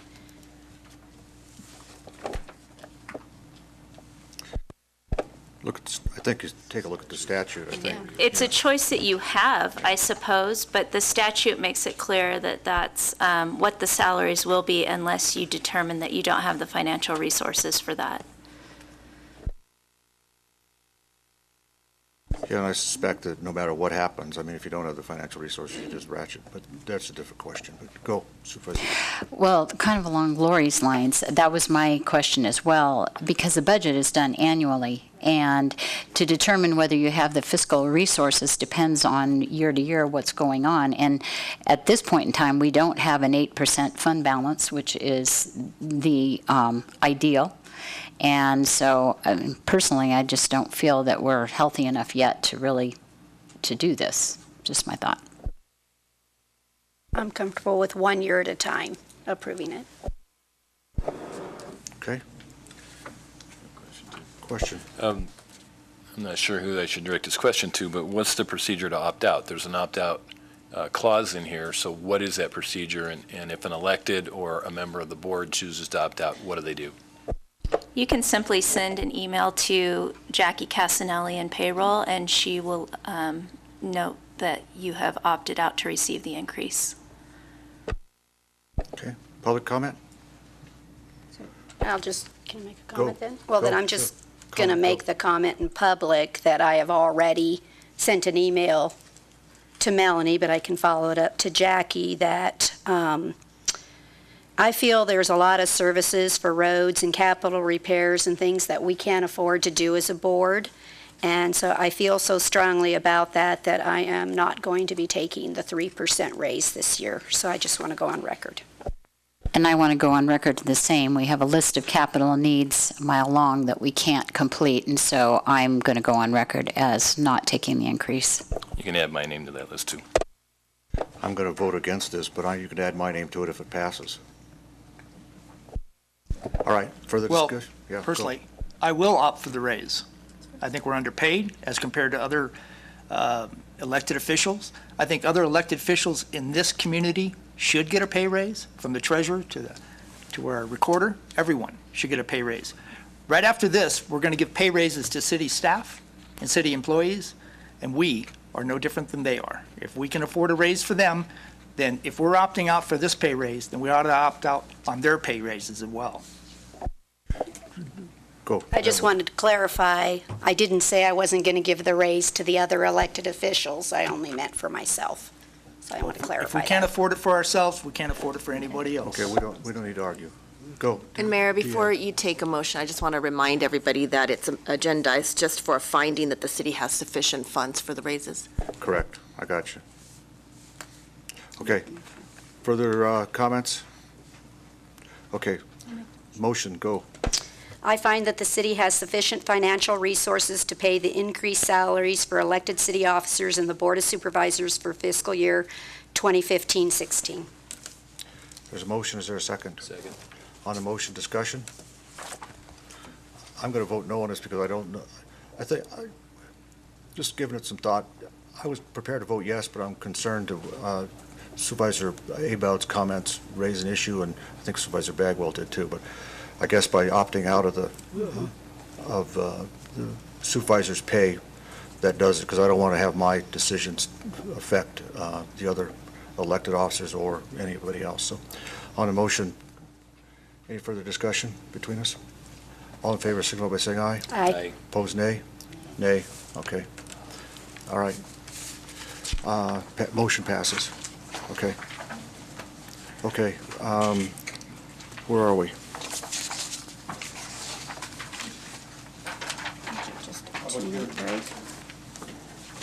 So the first thing I'll do, this is action, well, it's a public hearing on the CCEA contract, the Carson City Employees Association contract, and the second item is action on that contract. The first thing I'd like to do, though, is hand out the updated attachment A. There were minor changes made to the attachment A that you received in your board packet, and I'll talk about those. But first, I want to give you a little bit of history about how we got to where we are today. On February 7th, 2013, this board entered into an agreement with Pontifex Consulting Services to do a class and compensation study for $63,900. That study was well overdue. The last time that the city had looked at its classification and compensation plan was 14 years prior to that time.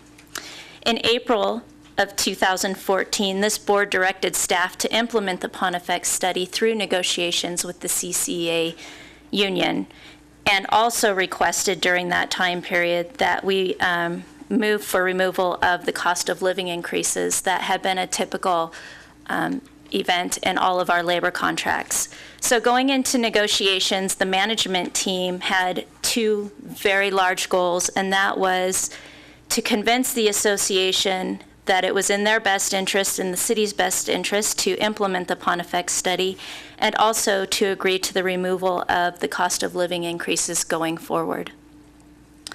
We met with the the union numerous times.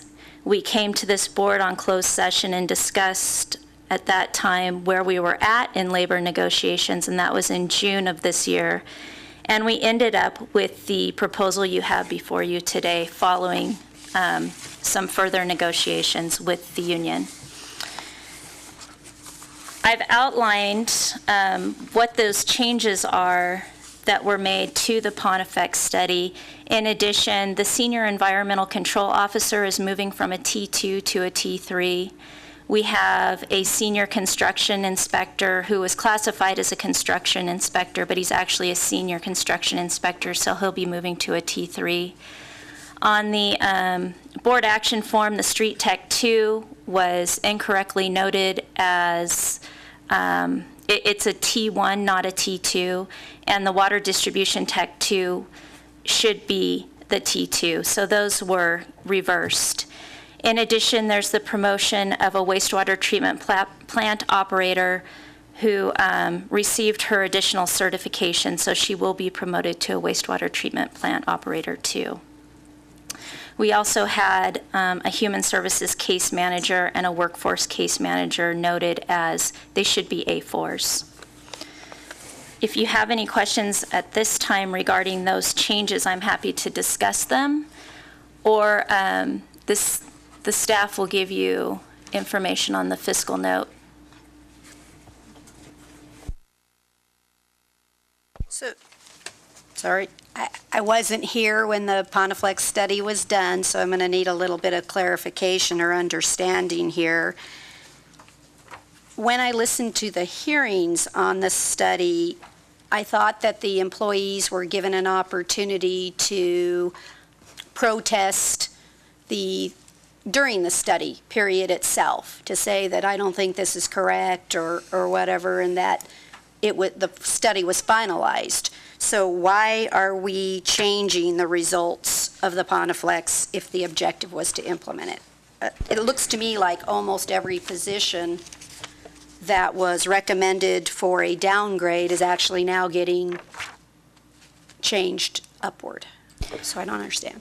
In the Pontifex study, the employees were given an opportunity to make changes to, there were two things with the Pontifex study. The classification plan was completely changed, meaning your job descriptions.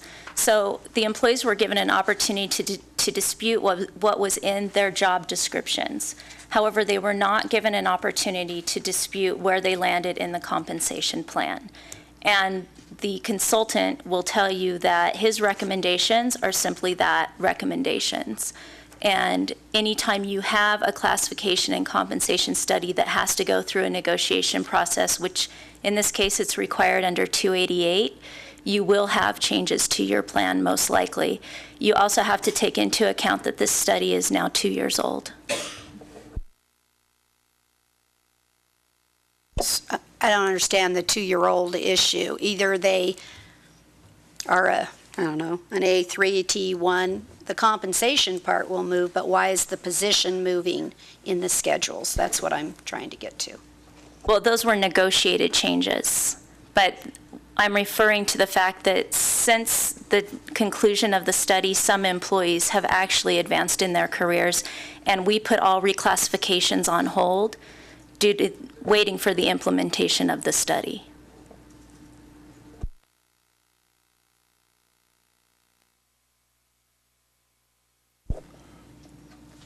Go. Nancy Paulson, Finance Director. So this slide shows the fiscal impact of the proposed contract. The amounts in blue were the original salary projections for the CCA employees. For fiscal year 16, these are the actual budgeted amounts, and for 17 through 21, we projected increases of 3% each fiscal year. The amounts in red are the fiscal impacts of the proposed contract per year. For fiscal 16, it's $106,902. For fiscal 17, it's $289 or $289,076. For fiscal 18, it's $470,212. For fiscal 19, it's $645,658. For 2020, it's $812,239, and 2021, it's $962,705. This is a total. Nancy, if I can jump in here, we budget one cycle out, so we're in a current budget cycle. We budget out for the next cycle, but we project out 5 years, basically a rolling 5-year period. Correct. What is the process, or what is the thought process behind picking a 3% number? Is that a placeholder, or is that a number that we have chosen based on a projection? How do we come to that number? That was for salary increases only, and I believe because that was the midpoint between 0 and the maximum of 5% merits, then an employee can receive.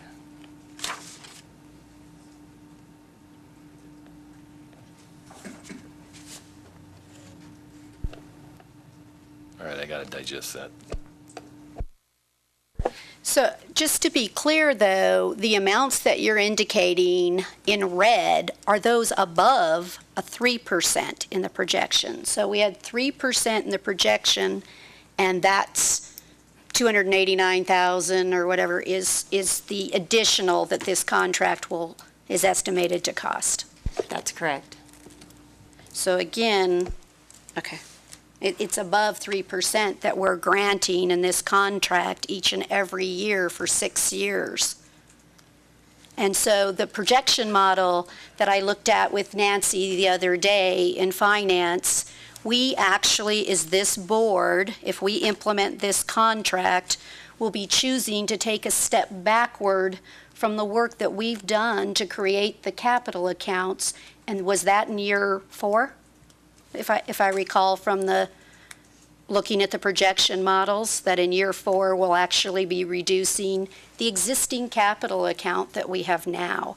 So I'm just bringing that up to question the 6-year contract and the issues that I discussed on the prior ones. We don't know where the money's really going to be, but I don't know that I think it's responsible to do 6 years and start impacting our capital account that is already so dire.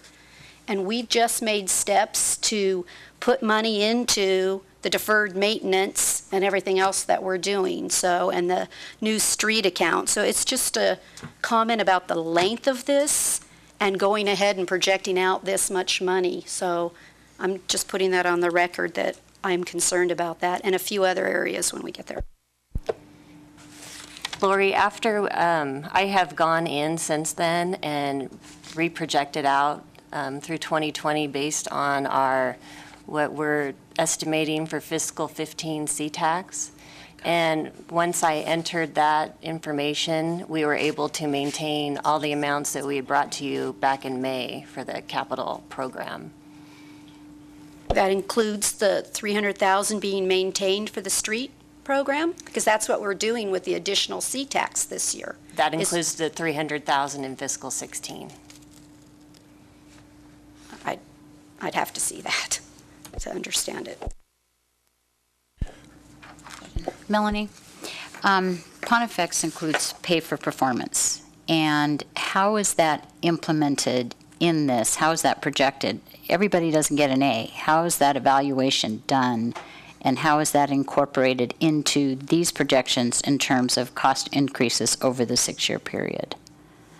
Okay, well, I have to correct you. Pontifex did not address our performance evaluation system. It doesn't talk about pay for performance, but what we did in addition to Pontifex was eradicate COLAs. And by doing that now, employees can only receive their increase based on their merit, so how well they perform. So we have a system in place where employees are evaluated once a year, and based on their performance and the criteria that are established on the performance plan is how they receive a merit increase if they receive one at all.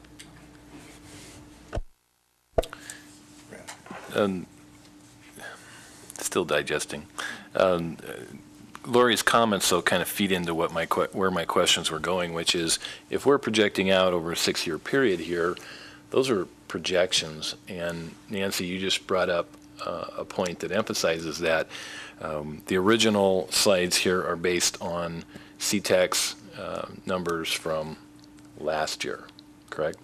Now, if you plug in this year's numbers and extrapolate that out, that covers this gap.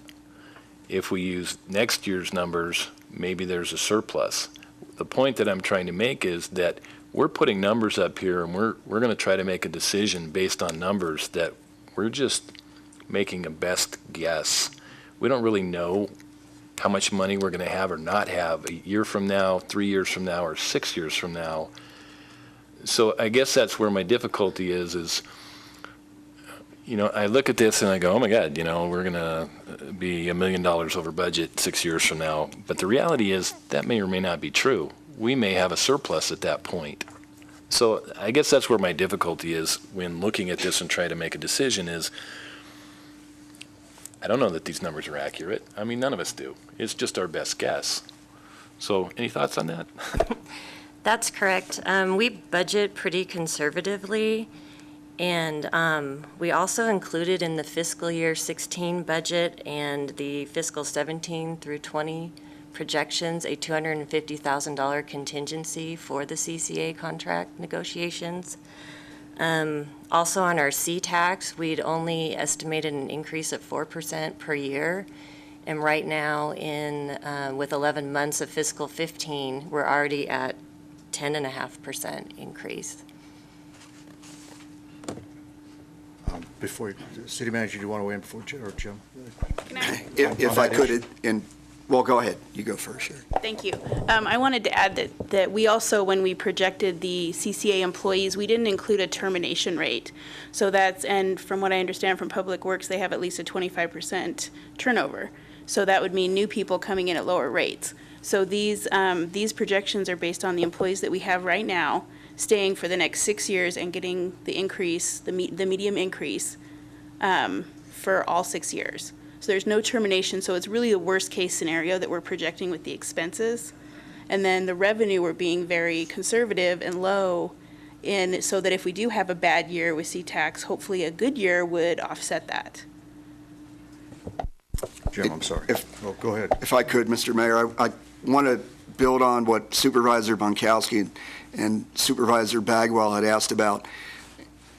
Nancy and Sherry both addressed that these are projections. The farther you go out from the current fiscal year, the less accurate they are. I would be no more able to predict with absolute certainty what our revenues and expenses in 2018 are going to be any more than I could predict who's going to win the Super Bowl. And you also need to factor in the human dimension of the management team that you have here in place between the finance director and myself. I know, Supervisor Bagwell, you're concerned about capital. I was able to double the amount of capital investment that we have for this current fiscal year up to just over $700,000. So we're constantly evaluating where we are in terms of budget execution, where funds are available, how we can shift funding around. I also have plenty of bullets in my gun in the event that there's a flat revenue growth. I can address a negative revenue growth too.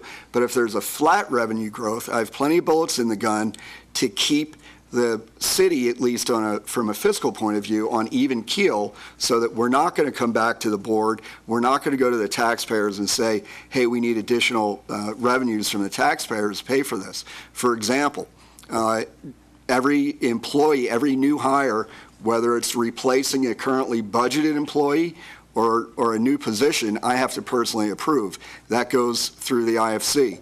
If we are in a downturn period, I guarantee you, we're going to have a bunch of vacant positions, and we're going to maintain our spending levels based on our revenue.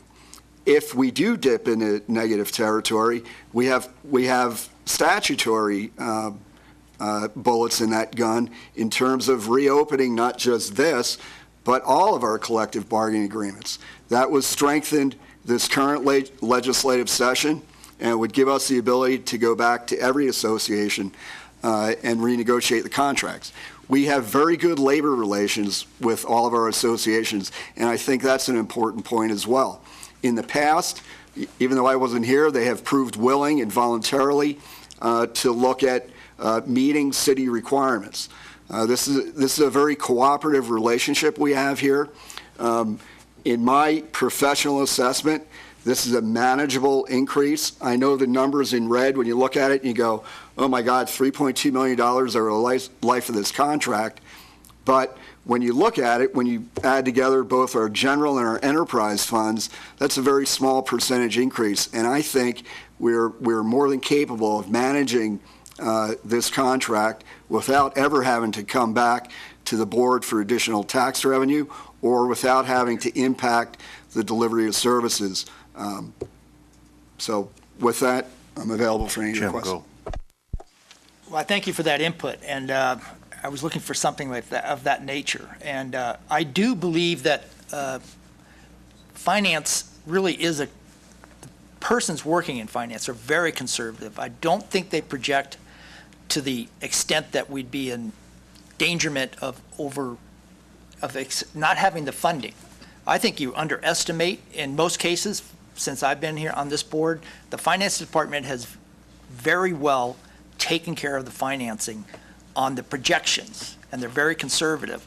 To the nature that Nick already spoke to, if our revenue drops, I don't see that we're going to still pay the pay raises. We're going to have employees. We're going to have to let go. We're going to have a hiring freeze. We're going to make adjustments down the line. I think the employees who sit in this room, who are watching this show, or who work for this city deserve this pay raise. And I'm all in favor of it because I believe in the long term, we will gain much more for our community and for the benefit of our citizens. Okay. Let me just go back one step and if I didn't say it at the beginning, this is the public hearing portion of this matter. So we're in a public hearing. So as soon as the board finishes some questions, I'm going to open it up for public comments and hearing. And so that's where we're going to be. So if we got another question, or we can, Lori, go. And then. So I want to talk about the new legislation that was passed, which is Senate Bill 241, and that deals with, and I pulled the minutes of that meeting at the legislature because I want to deal with the Section 1 of that bill. It provides for taxpayer relief with the requirement to pay for employee time spent on employee organization activities. The specific language also allows the organization to make a trade for that. I'm not understanding why this is still in the contract, that we're going to allow them time to bargain when the specific statute indicates it's supposed to be a relief to the taxpayer. So either the concession needs to be noted, or we need to strike that section from the contract. So what is the concession that was made for the relief for the taxpayer? Understanding that this legislation was signed basically at the time we had a tentative agreement with CCEA, the cost of living increases were removed, and that's a really large concession. What I failed to mention, and I should have, is that our sister counties, Douglas, Lyon, Churchill, and Story County, are all in the process of doing a classification and compensation study through this same consulting group, Pontifex.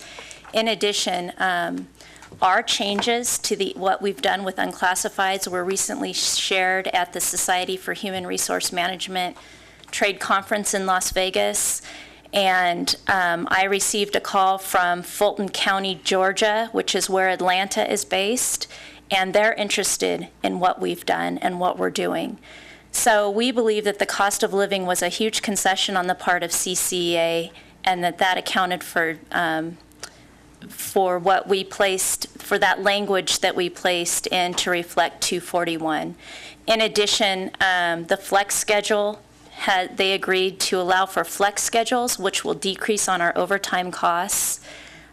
We don't have any increase in benefits that CCEA really negotiated hard to have. They wanted an increase in the dependent subsidy as well as the retiree medical subsidy.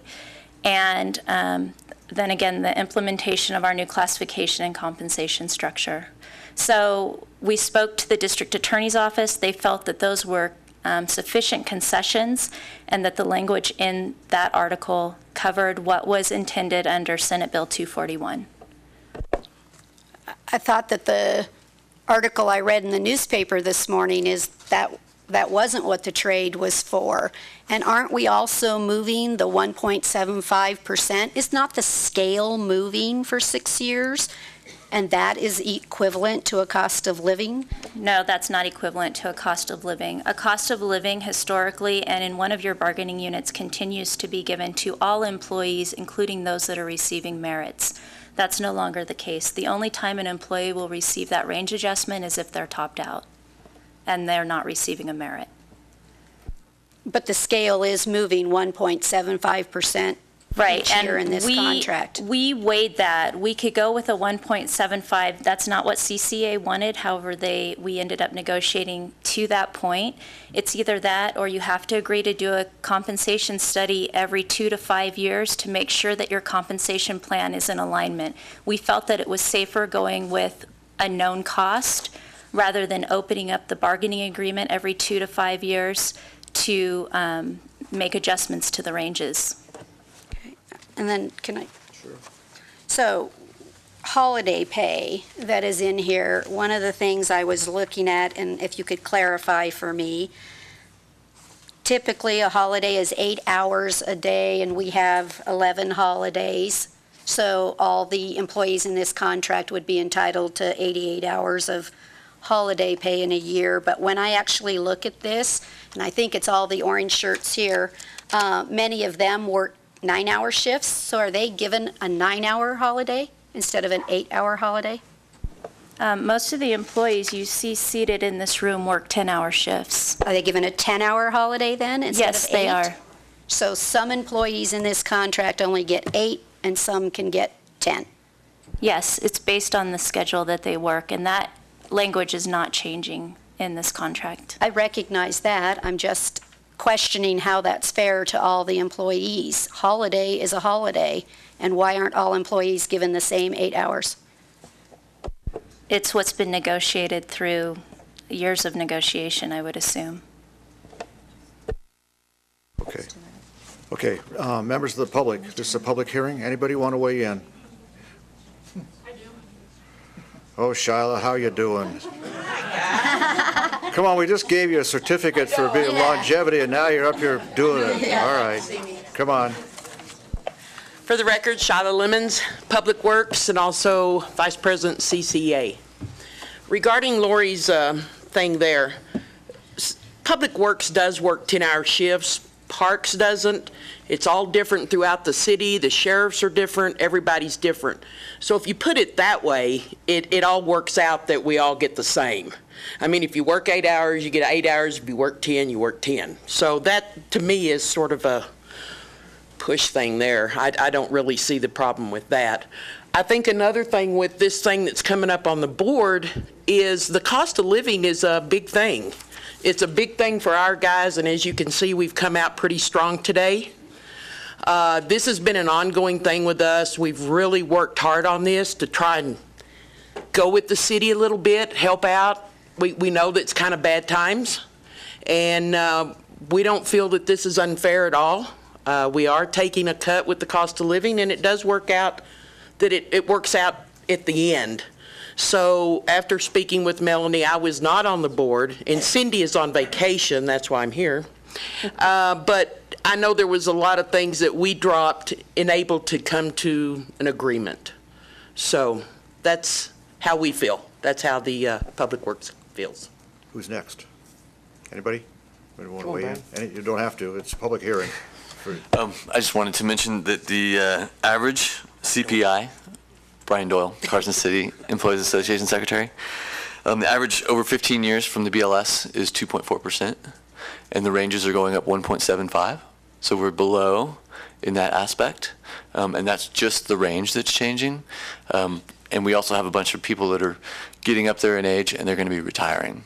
So we're going to be bringing in a lot of new people, lesser wages. So again, to your statement of not taking the people that are leaving into the account.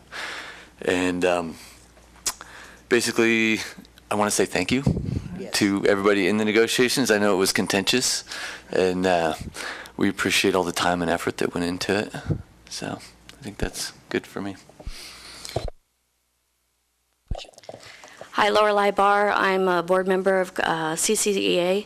I was part of the negotiating team. One of the reasons we wanted to address the 1.75, our concern was that we did not want to fall behind other entities that surrounded us.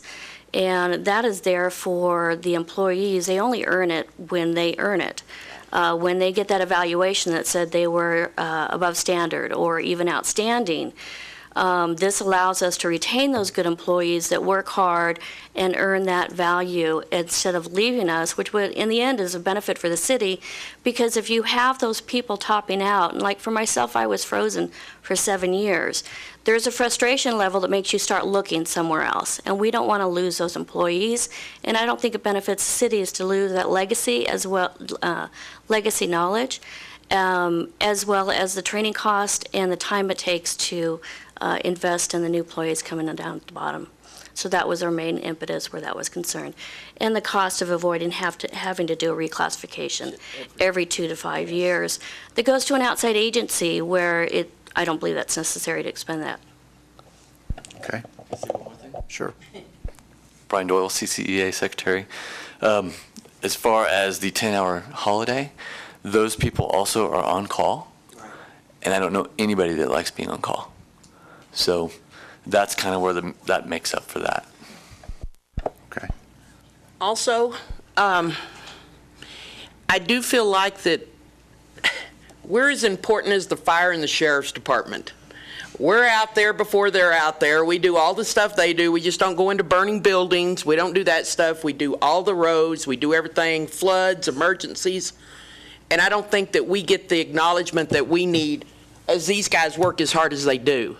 So that's where I feel like we've come to bat, we've come to the table, and sheriff, fire, 5-year contract. So, you know, you kind of got to look at us the same way. It's the way I feel about it. To add to that, I did a study on danger, and that's the thing is sheriff and fire, they live such a dangerous life. We play in the street, and our injury rates and our fatality rates are the same. Yes. But everybody's kind of like, oh, that guy's just an orange cone in the road. I don't care. He can't pull me over. He's not going to save my life. But when the snow comes, we're out there plowing all night long. So just to clarify. This is a public hearing, and we don't want to get into a give and take, but I will just say personally, you know, as it is a public hearing, that I know very well that everybody out here in those orange shirts, when we had the IHOP shooting, were out there right on top of it. And without them, we wouldn't have been able to have the response that we did. So, I got you when you say these things. At least I do. Okay. Other public comments, or are you done? This is a public hearing. Okay. You're never done. You're never done. That's all right. Hang on. Public comment time. Come on up.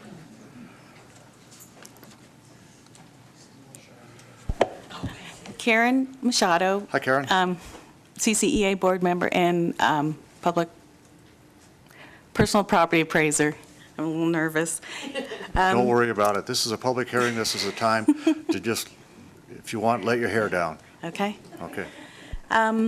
Lori, you're referring to taxpayers. We are also taxpayers. So I just want you to keep that in mind. Everybody here that gets paid is out in the public, spending their money for the economy, paying our taxes. So that's kind of like a insult, because you need to include us too, okay? And in saying that, we do work hard. Yes, there are some slackers, but that's in every business you have, no matter where you go. But for the most part, we are hard workers, feel we deserve this. With everything coming up, going against associations as far as what they can do, what they can't do, as far as being able to bargain for our people and to help them in situations when they do need it. I think it's very important, and I think they need to know that and hear that. So that's what I have to say. Thank you. That wasn't so bad, was it? That's good. That's good. All right. This is public hearing. Any other public comment? Public? Anybody want to address any? It's on this topic, though. Anybody? Okay, we're public up here too, so. Some questions for staff. First, just in reference to one of the things that Shyla said, I have no interest in starting department wars here, so just. You're all important, okay? We all agree to that. For staff, question on the increase in the ranges. So if you are topped out and the range increases by 1.75%, but you get an outstanding performance review, you're not getting the 5.5% that would normally be associated with that. You're getting the 1.75 that the range went up, correct? That's correct. We're getting rid of COLAs completely, and everything will be based on merit. And my other question is regarding the comment about CPI averaging 2.4% versus the 1.75% that the ranges are increasing. In my mind, that's two different issues, because you have the performance reviews that allow for an increase, which is separate than the range increases. So I don't know that one has anything to do with the other. No question there, sorry. There's no question there. Well, and I just want to Just a address, statement. the CPI was just based on inflation, so we wanted to move the ranges based on inflation. So 6 years from now, we weren't out of, we weren't giving anything to these ranges. Like she said, we'd have to do a PON effect study every 2 to 4 years to keep up with that inflation. Does that make sense? Couple of observations, and with regards, I equate in my mind merit and pay for performance as being kind of the same thing. And so I appreciate your explanation on that. And I also want to thank the association for, letting go of the COLAs. That's a big deal. It's a big deal for the city to kind of manage its resources, and I do thank you all for your hard work. You are appreciated. And yes, when it's snowy and freezing and the roads are flooding or whatever, you guys are the ones that are out there, so definitely are appreciated. So also in the contract, and it probably has been a long term, but I do see a change, is in the retirement section. So the legislature meets and decides that we can't fund the retirement, and they increase the contributions. And I see in here that, again, the city or the taxpayer, including yourselves, is responsible for paying all of the cost. I mean, you lower their rate, their salary to meet the requirement of the law, and then you just immediately give it back to them and restore it. I don't think that meets the intent of what the law was either. It was to share the cost of funding retirement. So I guess I just question, why are we restoring the money immediately after we decrease? It's actually not an uncommon practice. As a matter of fact, PERS has regulations, and when you notify them, you have to notify them whether you're doing it in lieu of a pay increase or not. So it's a common practice throughout the state of Nevada. But I don't know, it may be a common practice, but I don't know that that's the intent, was to have you pay for your cost increase of the retirement system. In this section, we're giving them the immediate pay raise, so they are still getting pay raises. I just want it clear to the whole public that they're funding the entire cost of that increased retirement. That's correct. This board agreed to that language. Okay. Sure.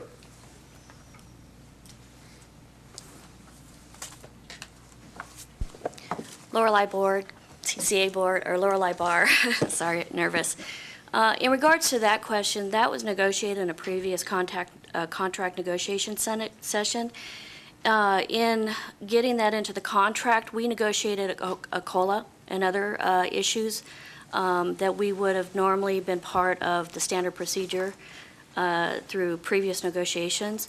So in a sense, that is already paid for, because instead of getting that 1% that builds on our pay each time, that was a concession as far as getting that paid for. So it evened out in the end. It's not something where the city's paying for it and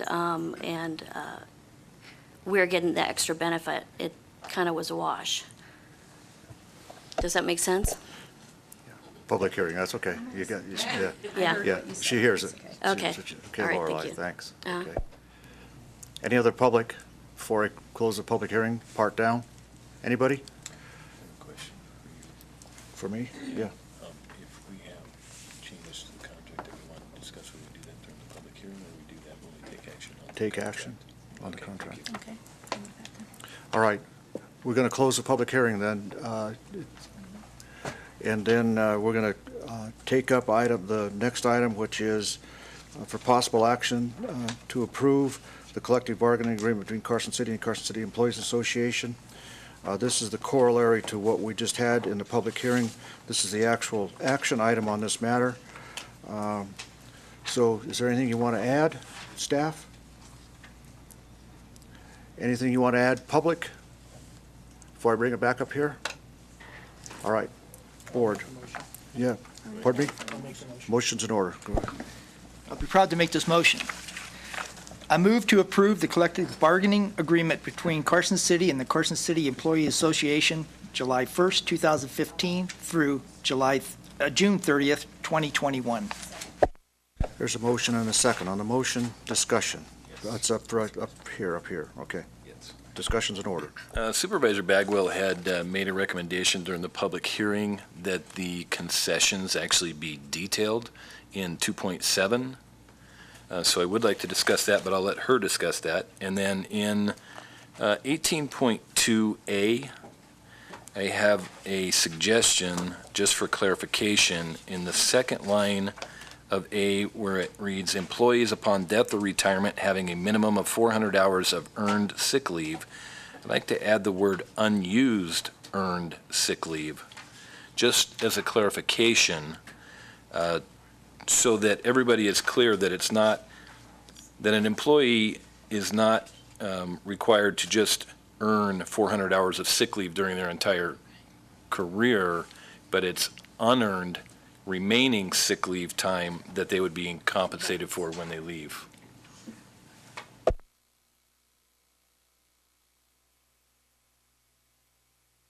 What he's saying is that's your balance at the time of retirement, that your account actually has that amount of hours available.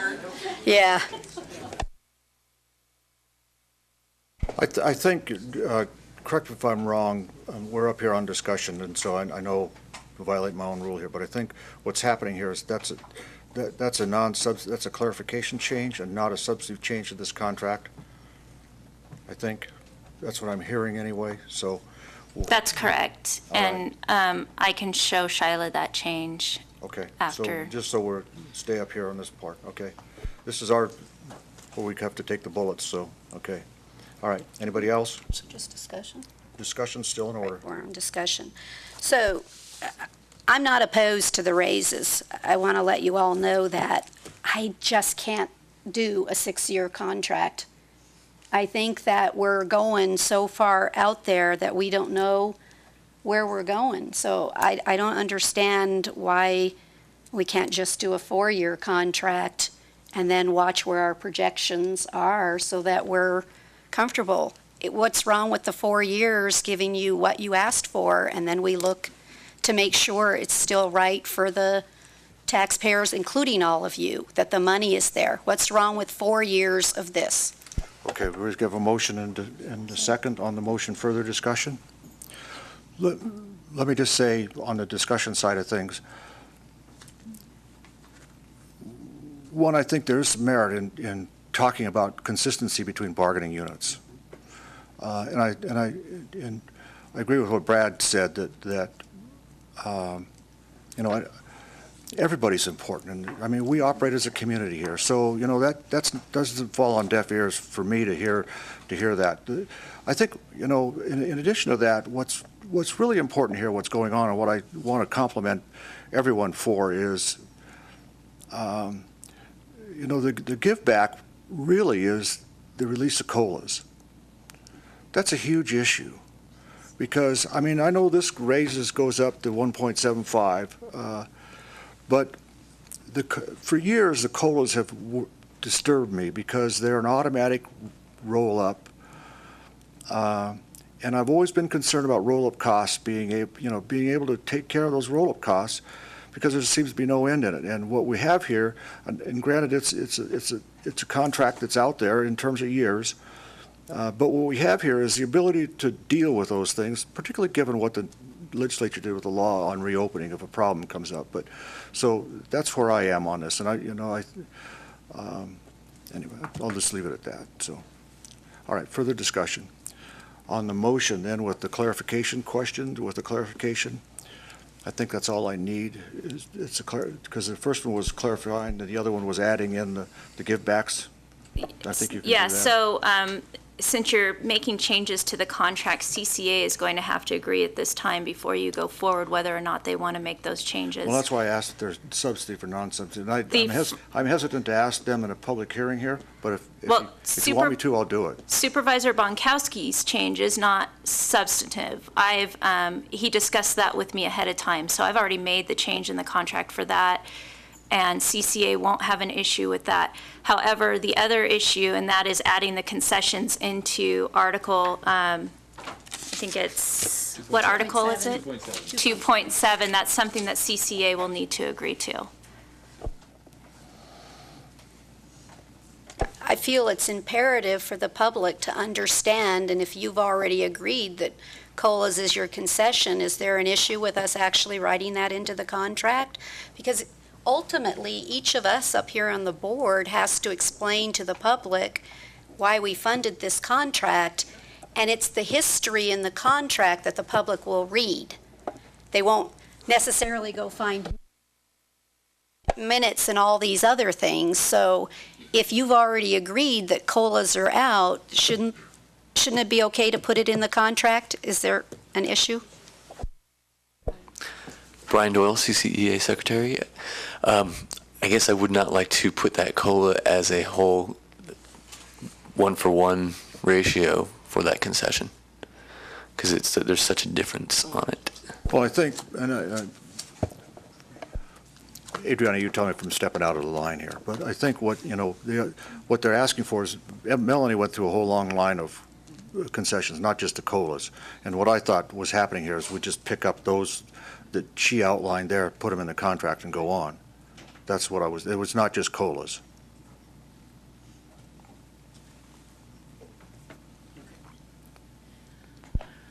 Well, as an overall, I believe that's something we're going to have to talk about. I don't think that we can say that for everybody back here. I understand what you're saying, and I don't totally disagree, but I think there's a little bit more to it than just saying that. So if we could just have 5 minutes, or 2 minutes, would that be acceptable? No. Sure it is. We'll take 10 and discuss. But look, I don't want to put, here's what I don't want to do. I don't want to put you guys under the gun in having to sit here and negotiate with, because we're standing up here on a dais, you're down there talking to us and you're saying, now come on. I don't want to have that happen. So don't feel like that's going on here. Because, if it means that we got to delay this, put it back and talk to everybody, we'll do that. Or we'll just, try a clean motion up here and see what happens. Okay? All right. So, I would like to say that Brad said something about outstanding performances. I personally know no one that's had an outstanding performance. Rephrase that. That's gotten the outstanding. That has gotten the outstanding performance. We looked at those numbers during negotiation, and we feel comfortable with them. Yes, very much so. I don't know that that's an issue at this time. So that's just that.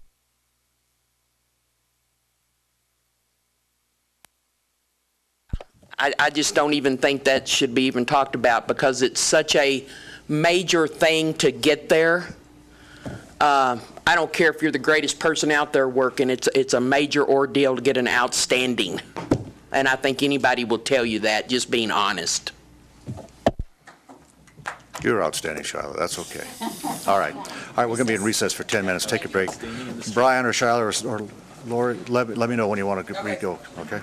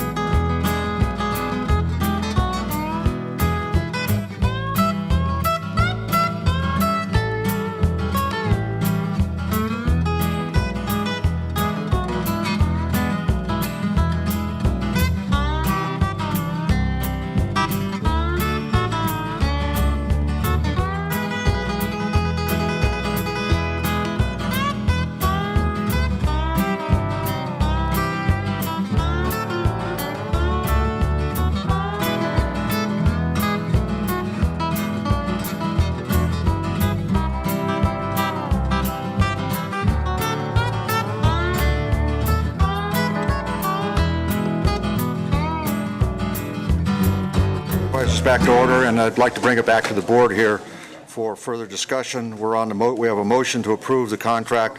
We're under discussion. Supervisor Bunkowski, do you want to reiterate where you think we are, or what, what do we want to do here? Sure. Again, it's about, when I first read this contract, 2.7, my first thought, because it doesn't detail what the concessions are, my first thought that we were just voluntarily waiving any concessions in lieu of the 160 hours.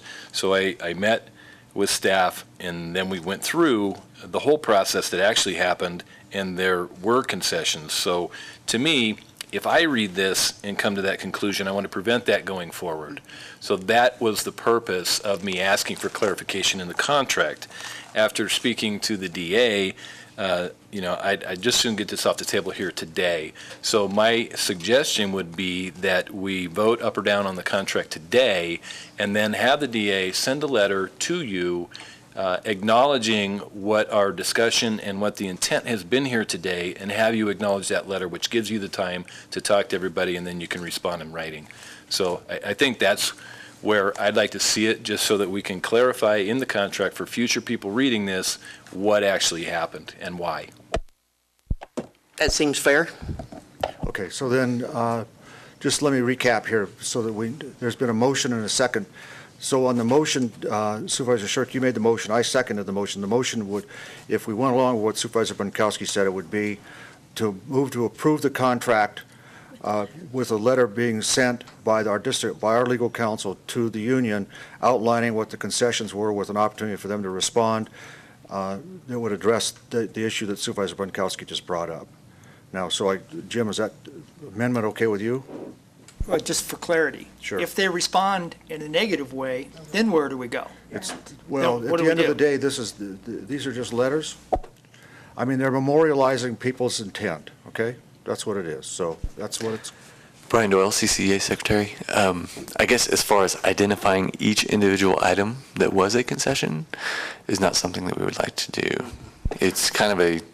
Well, I think I got you, but I think that what we're trying to accomplish here is some form of record, so that somebody coming back and reading the contract doesn't look at that and forget what was all happened here. And the negotiations are closed, so nobody can see that. And so what we're trying to do is just create a record, and it can be a high-level record. I mean, so nobody's caught in the middle here, but it's a trigger to say, look, we took these things into consideration and went on. So it's not an attempt to try and amend the contract. It's not an attempt to trick anybody, but a way to say these things are, so that when we look back on history, we'll know these were discussed. That's all.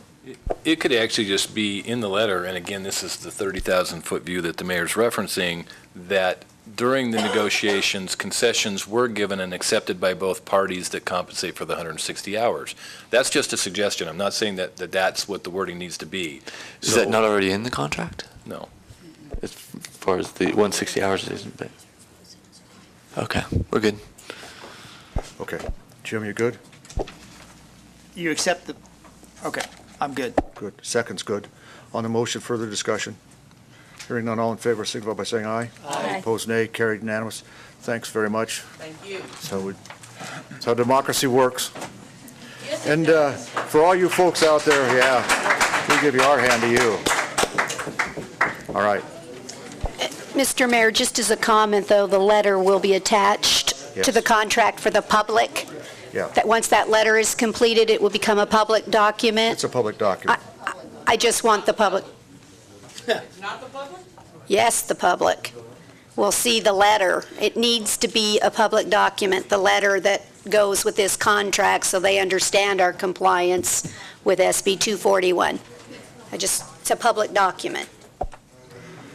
Well, the letter Is a from public council is a public document. So draft a letter so that nobody's in trouble. If we draft a letter and you waive confidentiality, then it's a public document, and anybody can get a copy of that. That's what we were discussing. Well, okay.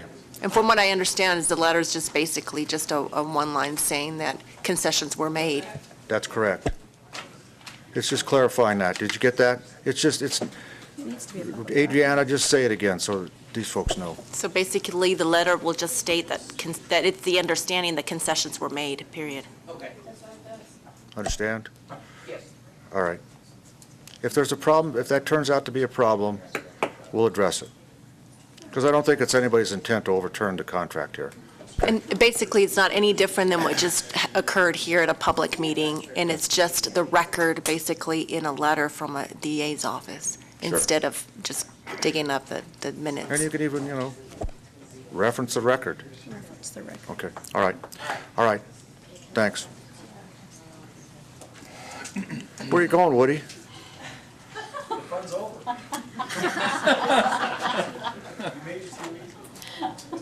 You taught me too well. All right. All right. Do we really need to change Halloween? I'm kidding you. We do. Mr. Mayor, it's amazing how much authority that you have. You and the board have to actually move holidays. All right, so on the motion, public want to talk about moving, everybody understand why we're doing all this on moving it? Okay, motion's in order, and then we'll see. Resolution number, is it 34? You have to adopt a resolution. Yeah, you do. I move to adopt Resolution 2015 R34, declaring Halloween activities be held on Friday, October 30th, 2015.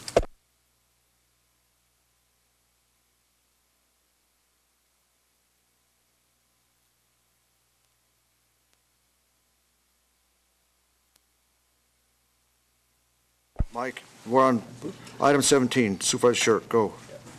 Couple of things. I know today in our board agenda, we have appointments to board and commissions. I would like to stress that I think all these meetings should be held in the evening at 6 o'clock. I know that brings a negative response, but I think the public's entitled to it. I know volunteers do this, but it's important that the public has access to this. I would like to bring up the fact that in the BAC contract, I asked previously how much money's been spent on building maintenance for appliances and equipment and upgrading.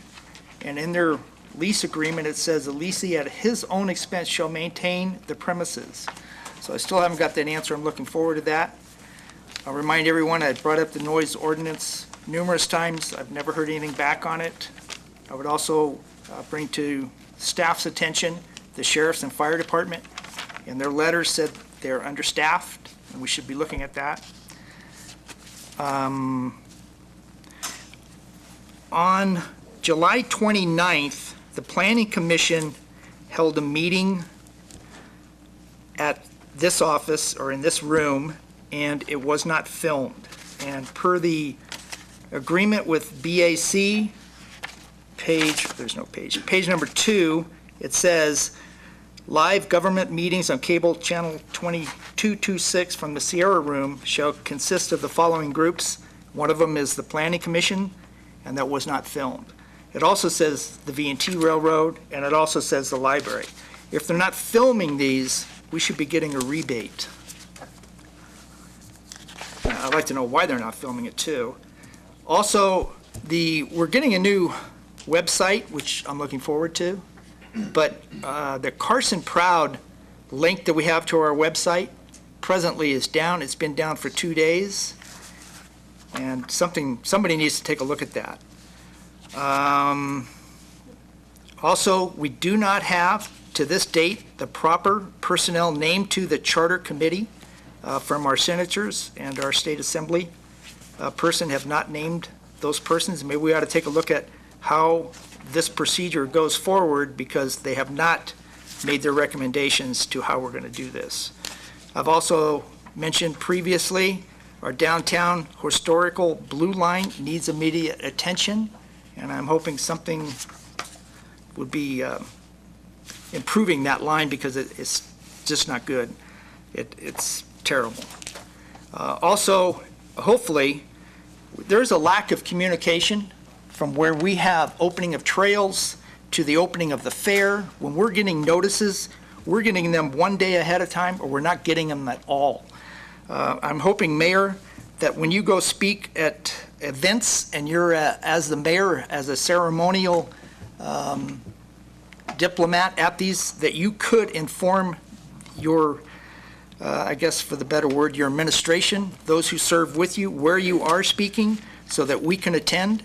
And it should be posted on our city website, too. I would also like to remind the sheriff and the fire department through the city manager that September 11th is coming up, and there should be, and my hope is, there will be a ceremony at Mills Park at the steel beam from the Twin Towers. I would like to know, has the animal shelter drawings gone out to bid? Yes? Have we received the funding from the Humane Society and CASA? Have we received their funds?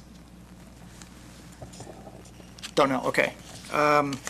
Also, I want to thank staff for answering all my questions on all the agendas. Thank you. Anything else, board members? Well, along the lines of what Supervisor Shirk said, I was in Mobile, Alabama, laying the keel of the USNS Carson City. The christening will be sometime in November, and I am offering every one of you. They said that they were so impressed with Carson City, they wanted us to bring our entire community. So, Jim, you and I will go back there. No, the board is entitled go back there at the same time. So, and the entire First-class ticket, Mayor. These are all on our own. These are on our own hook, man. But anybody in the city is. I'm serious about it. I mean, we kid about it a little bit, but it is on our own hook. But When is it? it'll be in November sometime. But they were serious about it. The Navy League back there was serious. They were really impressed with the fact, that we took the effort to come back there, and they said, bring your entire community. I mean, that's what they said. Bring your entire community back there. And so. As we find out more, I'll let everybody know the date on that. And if you can make it back, you can, but I understand it, it's not an easy place to get to. So, but it was a wonderful ceremony.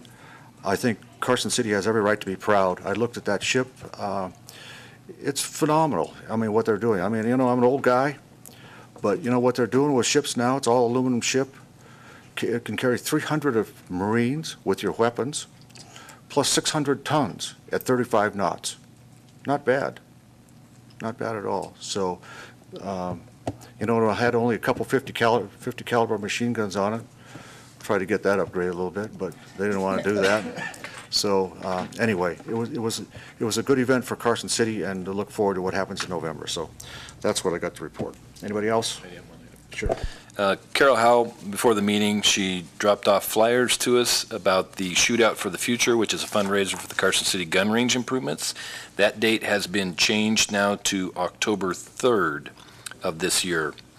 So for anybody interested in participating or coming out to watch, you can contact Carol at 772-1177 to get that information. I hope you all show up. I believe that there's going to be a challenge, hopefully between some of the staff here at Carson City and some of our surrounding counties as part of that fundraiser. Yeah. Mr. Mayor, for the afternoon session, you've got Planning Commission as well as the Library Committee vacancies to fill. You have 2 members, 2 vacancies for the library. There was a desire from the board to compress that. You've already interviewed one of the applicants. We can certainly do that. The unfortunate thing is we've given 2 of the Planning Commission candidates a time specific based on their work requirements. One of them will be a telephonic interview. One of them will be in person. So I offer that to you, Mr. Mayor, for your consideration when you want to determine to reconvene for the afternoon session. We have given. I guess I'm missing. Well, if you compress the library, in other words, if the board just affirms the 2 nominees or the 2 applicants for the Library Commission, then we're going to have a gap. So we could either just. So you want to start at 2:15 then? I think that would probably be the best way. All right. Anybody object to that? All right. Are we ready to? Did you have something, Lori? 2 p.m. All right. Don't say approximate time. The DA. What do I do now, Adriana? No, I was just looking at the 2 o'clock, and the Oh, it needs manager to be did 2 remind me, it o'clock? said approximate 2 PM, so 15 minutes would not be unreasonable for the public to wait. Okay, well, somebody will be in here anyway at 2 o'clock. I'll probably be back at 2 o'clock. We'll hang out. Okay. All right, so we're going to be in recess until approximately 2 o'clock. Approximately, that was good.